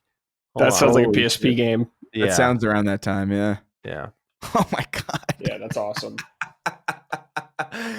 Oh man. It was on the it was the PSP. Oh my god, this cover art. God almighty. You just reminded me. I got to include that in this. What a wild time. Dragon Ball Evolution. Can't believe I forgot about that. For me, quickly, it's just I remember I broke my thumb and I had a cast on my arm, and I couldn't like use 2 analog sticks at one time. And I remember playing Tales of Symphonia on GameCube, and like holding the controller like weird, like and just tapping buttons like this with my other hand because I couldn't put my thumb on the other sticks. Made it through though. RPGs were a good thing for that. So you didn't need both analog sticks most of the time, but it was a pain in the ass. How'd you break your thumb? Like baseball. Yeah. You got pegged? No, I caught a ball in the outfield. I caught it, but there was a cement trash can out in the outfield for some reason. And I trash can? Yes. And I caught the ball and I hit the trash can like right after it because it was like on the outskirts. Got that fucker out, but it just cost me my thumb. You laid it all out for the team. Yeah. That's crazy. All right. This is from Javen Mather. Seeing that Matty is playing 100 Line Last Defense Academy as well as knowing Hoag's affinity for it, what's another IP that could benefit from the tactical RPG treatment? We saw relative success with Mario plus Rabbids games. In turn, what's an existing IP that has thorough enough lore that it could benefit from some kind of visual novel spin-off game, perhaps with some choice mechanics thrown in it? Ninja Turtles. Yeah, Ninja Turtles. Man, Ninja Turtles are everywhere. They just fucking whore those turtles out to anything. There's another turtle game coming out this month. A new one, or is it? Yeah, it's called. It looks kind of mid, but it's called Tactical Takedown. I'm gonna check it out because it's like the first turn-based TMNT. I think there's so much potential for turn-based TMNT. Yeah, absolutely there is. But I think a tactical RPG where each turtle has their own kit. You bring in like Master Splinter, Casey Jones, April, Usabi, Yojimbo. You bring all these characters in. You have a story in between it all. A little bit of choice and consequence. I mean, it's fucking perfect. Like, easy. Yeah, easy peasy. I like it. I've bought every Ninja Turtle game ever, but I would buy that in a heartbeat as well. So interesting because I'm 31. You're 29. Yes, man. I'm 30 in a month. Oh, okay. Yeah. It's so funny because like I feel like I'm in this weird pocket of a generation where like all my friends and everybody who's my exact age and like maybe like slightly older, like 31, 32, 33, we just do not have any relationship with the Teenage Mutant Ninja Turtles at all. Like it just passed us by. Yeah, that was like my generation, I thought, Matty. And I'm quite a bit older than you. Well, it came back later. Oh, okay. The 2003 run was pretty big, and that I still think that's one of like the best cartoons ever made. That's like my little hot take, but yeah, I mean that's lived with me forever. I still think that's like some of the coolest shit I'll ever watch in my lifetime. So, I mean, because like otherwise, like I always get write-ins about it because they're like, check out this version of Turtles and stuff. Like, it's really like the Mirage comics and the 2003 rendition. I haven't watched much of the originals, but I did like what I saw of it. I think 2012 looks awful, and every rendition after 2012 looks equally awful. So, but people have told me like the movie that came out a few years ago was kind of like the Miles Morales, or what was it? Not Miles Morales. The Spider-Verse, yeah. To Ninja Turtles. I played the game that was attached to it, and I was like, okay, I can kind of see the vision here. I'll give it a try. But I like serious Ninja Turtles. It's like why Last Ronin's the shit to me. And 2003 took itself really, it was funny, but it took itself really seriously. Like, Yeah, I think it's responsible for why I like dark media a lot because like it was. I always remember this is mild spoiler, but this is an episode where like Michelangelo fucking like, every Ninja Turtle dies. Like it's like a time warp thing, and every turtle dies like a brutal death. And I always remember just like we always use the term staring at the ceiling as a we weren't actually doing it, but it's a good way to describe the emotion I was experiencing. But as a kid, I remember laying on the couch just staring at the ceiling, and my mom came over. She was like, "Are you okay?" I was like, "Yeah." Like I was like just wounded so deeply by what I saw. So I think that was the start of me loving dark media. That new movie, because I got invited to go see it, and I actually did like it. I thought it was pretty. Well I've heard done. people say it's really good, so I'm being closed-minded. It was fun, but it's definitely not dark. Like I think what was interesting about it to me was that like they were actually teenagers, like proper. Because what's funny about like a lot of turtles with braces, I'm just like, this is so uninspiring. I know, yeah, but it worked for the movie. I don't think it's probably not the best version of it that ever exists, but the like there's something about the 90s where they just, if you were a teenager, you were basically a 40-year-old man. Like I think about that like in the like the first Spider-Man movie where like was that guy Vince Manganiello or whatever the fuck? He plays Flash Thompson, and he's clearly like all the teenagers are like 40-year-old, 50-year-old people. Yeah, they're clearly like there's a scene in the beginning of that movie where like there's a professor and he goes up, it's like, you guys got to be quiet, and it's like, that looks like, is he clearly the teacher? Like what? Like they all look the same. Of Goodfellas, where like all these guys like. Joe Pesci's supposed to be like a 28-year-old guy. I'm like, what the fuck? Like, how the hell? It is very Goodfellas. That's awesome. All my life, I wanted to be an old Joe Pesci. Matty, how about we get a Naruto version of this? Oh, yeah. That could work really well. Yeah, dude. Naruto has a lot of great spin-off games. Uzumaki Chronicles, Path of a Ninja, Ninja Council. Yeah, man. As a kid, you got me on one show, and I got every fucking game for it, as you can tell. What was the one that was like, was it Rise of a Ninja? What the fuck was that? Yeah, it was like open world, kind of. The Ubisoft one, right? Yeah. The 360 game? Yeah. I was weirdly like really into that one. It was cool at the time. Yeah, I don't cool, bro. That and Broken Bond. I never played Broken Bond. I should try that someday. Broken Bond's awesome too. It's like an expanded version of. I think Rise of a Ninja's got more of like a homey feel, like it's just about the Hidden Leaf Village and stuff, and like the surrounding area. But like Broken Bond really goes beyond it. Yeah, the Ultimate Ninja games actually, I didn't realize until I played them all again, but they like really open it up. Like even Ultimate Ninja 2 has like its own kind of like open world mode, but like Ultimate Ninja 4 and 5 are like fully open as well. It's fucking crazy. Like I didn't realize. Crazy. Wow. Yeah. Did you ever play that one? There was like a PS2 one that I can't remember that was like almost like Smash Brothers kind of. Yeah, I have it somewhere, but I do own it. Yeah, I forgot what it was called. It was that kind of perspective. It was a PS2 fighting game. It wasn't exactly like Smash. I'm just saying like that's like the camera perspective and Ultimate like Ninja. That was it. Was it? Yeah. Ultimate Ninja was just a 2D fighter. I thought when you said Smash, I was like, no. Look at screenshots of it.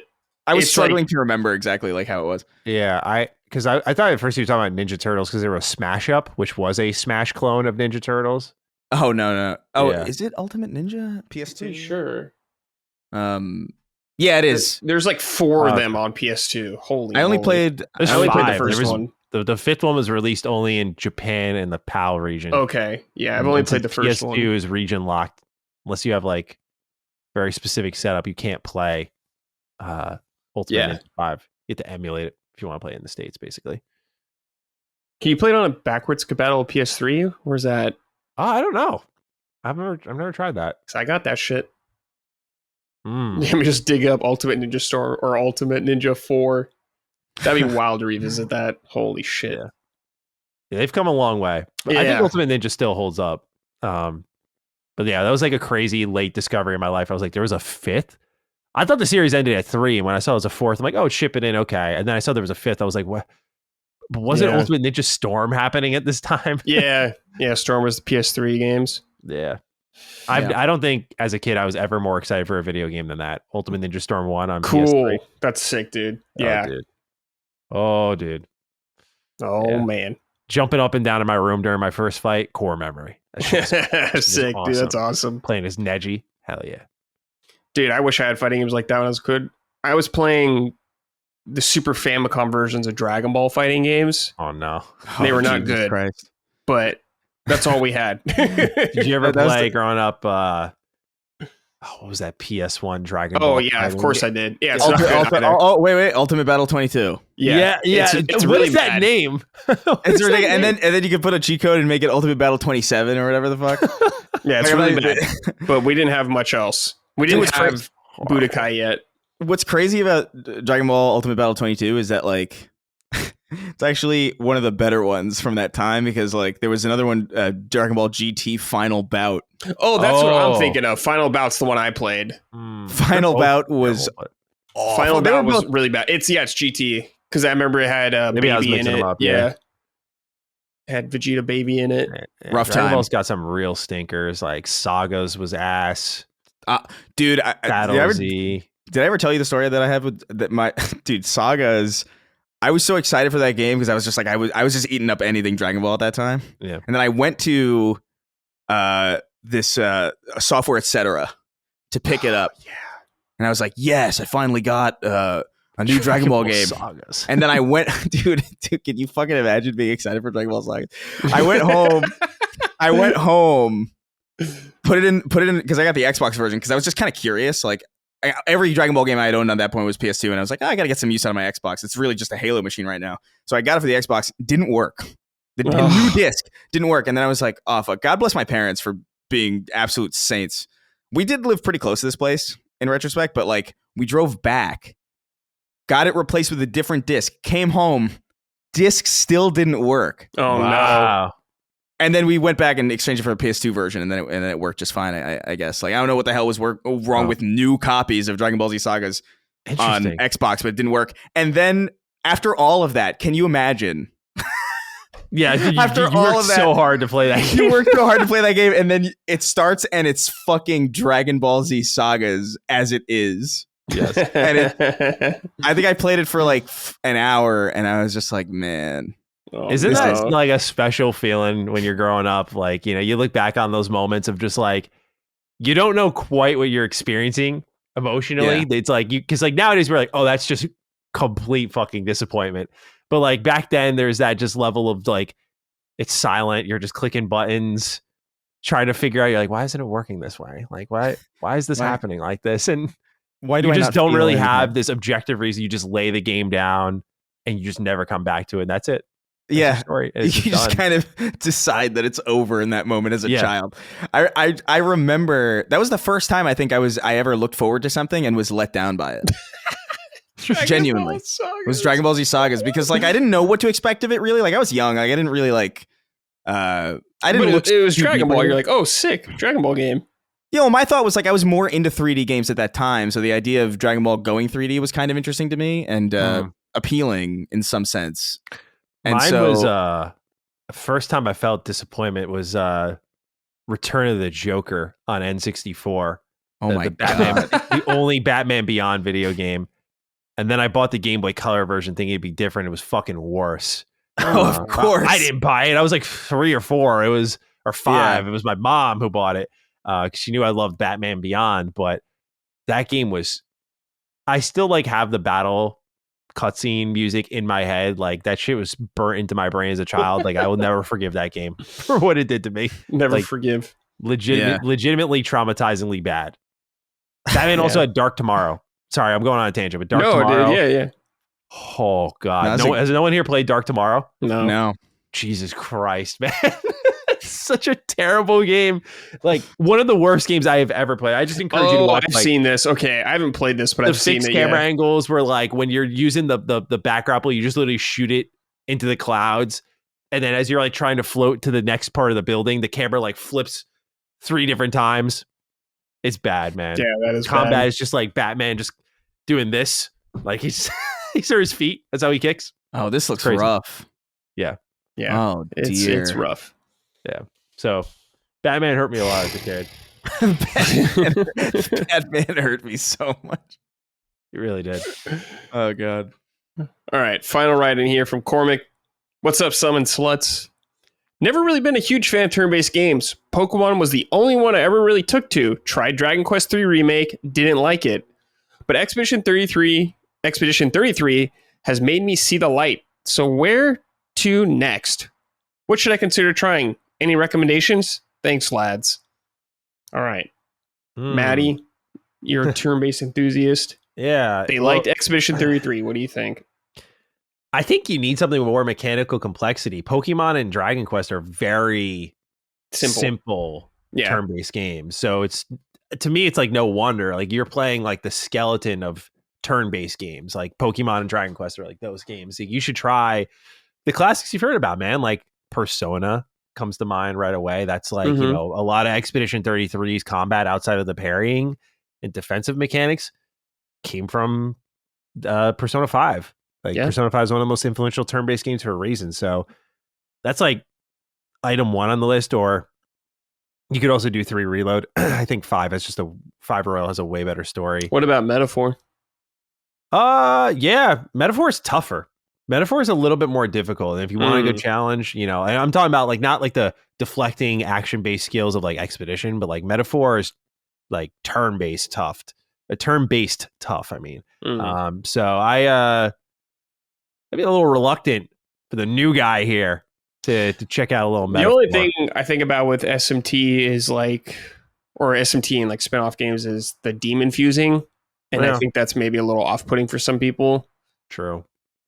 I mean, it's not as, it doesn't seem as crucial in like Persona games as it does in like proper SMT or anything like that. Yeah. But yeah, that would be What about Lost Odyssey, Matty? So I haven't played that, but I know a lot of people are saying Expedition 33 kind of has Lost Odyssey vibes. Good pick. I'd have to know Cormac's Final Fantasy experience. Yeah. Because Final Fantasy is a very different beast, but I do think, I mean, Lost Odyssey is a Final Fantasy game in every single way except name. It is very honestly Expedition 33 coded in that way. It is just like straight up a Final Fantasy game with like out the title Final Fantasy. Yeah, I would recommend that one. That is one that if you got a Series X, you can do it on back compat. That's a great way to play. Really quick loading screens, and it gets a little bit of a visual bump. It looks like a modern game. The production and presentation values are incredible. The combat's really good. The skill system's amazing, and it's very similar to the Pictos from Expedition 33. So thank you for bringing that, Brad. That'd be a really, I think, good one for you, Cormac, if you like to play something in between, because Expedition 33 leans a little bit into some of the storytelling themes of Lost Odyssey. And so it might just feel a little too familiar. So I'm going to stick with Persona or anything from Atlas. You know, if you want something really tough, I do love SMT5. I think that game's awesome. Octopath Traveler, if you want something classic yet modern, more classic feeling. Yeah. Like it takes a lot of the bones from like Dragon Quest and like I think carries them further with like the weakness system, especially Octopath 2 with like some of the charged up attacks you can do, some of the builds you can do, the job system. Like, sure, Octopath Traveler 2 is like one of the best RPGs I've ever played. So that's another really good one. We'll throw Baldur's Gate 3 in there. That's turn based. Yeah, great storytelling, choice and consequence. So there's a lot of good places to start. And I'll throw this one out there for COG, XCOM. Check out XCOM. Yeah. If you want that permadeath, you want that hardcore quality. I do love XCOM, but I know he loves it way more. But that'd be another one I'd throw out there. Yeah. Chris, so what about you? Do you have any recommendations? Well, I mean, it's hard for me because I am definitely kind of in his boat in some sense, where like when I was younger, I liked Pokemon quite a bit. And I was like, it was all about it. But even when I was into Pokemon, it was less about the games and more about the social aspect. I really liked trading Pokemon with other people and like just having that excuse to interact, and you know, just the art design and the world and just the, you know, the Pokemon themselves were just like entertaining. Like the games themselves were a means to an end in the sense that like this was the most interactive way that I could interact with this world that I really liked. So it really even wasn't really about the gameplay. I've never really been a turn-based person, and it's not really because I think they're like lesser or anything. I think I just have like an attention problem. Like I think I think my ADHD or whatever like fucks me up, where it's just like I need to be consistently engaged in what I'm doing. And if a lot of turn-based games kind of have this feeling to me where like I feel like detached from what's happening. It almost feels like I'm telling other characters to do these really cool things, but I'm not actually doing them myself. And the interactivity of Expedition 33 completely solved that for me. Like I fell in love with that game, and there's really not a lot of games that offer that to that degree. But I can tell you some of the games that some of the turn-based games that I've played over the years that I did resonate with more than I thought I would because of their more like real-time elements. I thought Sea of Stars was like a really nice kind of cozy little game. I didn't finish it, not because I didn't like it, but because I got pulled away to other things. And I do think I'm going to get back to that at some point. But that was like a surprisingly enjoyable, like that's like a simple one too. Like it's not really like, you're not going to get lost in the weeds with it. It's very focused. It's very, very singularly directed. And there is that real-time kind of element to keep you on your toes. Another one that's not exactly the same, but it was one of the first times I remember like really taking to a game that had some turn-based elements was Child of Light. That was turn-based game. Which is like a platformer kind of thing, but like there's like turn-based elements in combat about like timing and like how you it's a really interesting kind of setup. It's not at all the same, but I think what you're speaking to, Cormac, is you want that interactivity. You want to have something to do during the turns to make you feel like you're engaging with the systems beyond just making a decision and hoping that it works out. And I can tell you I have similar feelings, and these are the games that stick out to me as I'm thinking about it, that kind of remedied that issue for me. And so although they're very different from Expedition 33, I think maybe getting those under your belt will maybe ingratiate you to the genre a little bit more, get you more into maybe what clicks about them. But I will say too that like the interactivity that I see in Expedition 33 is particularly unique. Not that there's like I know people brought up like Mario RPG and other things like that, but Expedition 33 is like very involved. So it sounds like you just like action games, which is also fine. I'm very much in that route too. But yeah, those are the things that come to mind. Yeah, if you like the more action angle, you might like 7 Remake and Rebirth. They have like some South Park. Yeah, they have some. South Park. DNA of turn-based in there, but they are more action games. So yeah, I think Mario RPG is a good one if you guys like Mario, or Cormac if you like Mario, because that is the game that kind of started the inputs for certain moves and stuff like that. And the remake's good on Switch, so it's on modern stuff. Yeah. So but yeah, I guess if you want the most Expedition kind of 33 style game, it's probably Lost Odyssey though. At least from tone and vibe from what I'm hearing about it. Yeah. But also like 33 is very special. So like don't go, of course, you can't go around looking for like a copy, like a clone. Yeah, there is no like copy, like 1-to-1 combat thing of that game yet. We'll probably see more of that in the future though. Oh, there will be. Yeah, there's gonna be a lot. People are going to learn from it. Yeah, here comes a lot of deflecting turn-based games. Mm-hmm. All right, boys, that's it. We're done. Another episode in the books. Matty, Chris, thank you both for joining me. Appreciate it. Before we go, any final thoughts for you guys, or should we just get out of here? I got nothing. I'm what is it? What's today? Monday. Oh god, I got such a fucking you got a long day. Jesus Christ, I got a long week. But yeah, I don't know. I'm probably gonna cozy up. I'm probably gonna run through Eternal before Dark Ages comes out. I got a lot of editing to do. Got a lot of recording to do. It's just gonna be. It's a busy week. Yep. Yeah. I'm on the opposite end of the spectrum. I'm on my cool down wave. I've been going for weeks, and so my next ramp up is probably for Summer Games Fest. See you there, bud. You're gonna be there? Cool. Yeah, me and Dustin will both be there. Nice, good shit. All right, cool. Yes, I will see you there. But yeah, I for now, because like May is always crazy because it's brother's birthday, wife's birthday, Mother's Day. Then we were pitching our game, and there was like a review I was working on. So it just always comes together. It's like the first few years of experiencing that type of May, I was like, okay, like I can't breathe. But now I've learned how to just pace myself out and how to handle it. So now I'm on the other end of all of that. It's like, okay, settling in for a couple of weeks now. So the hard part's over. Yeah.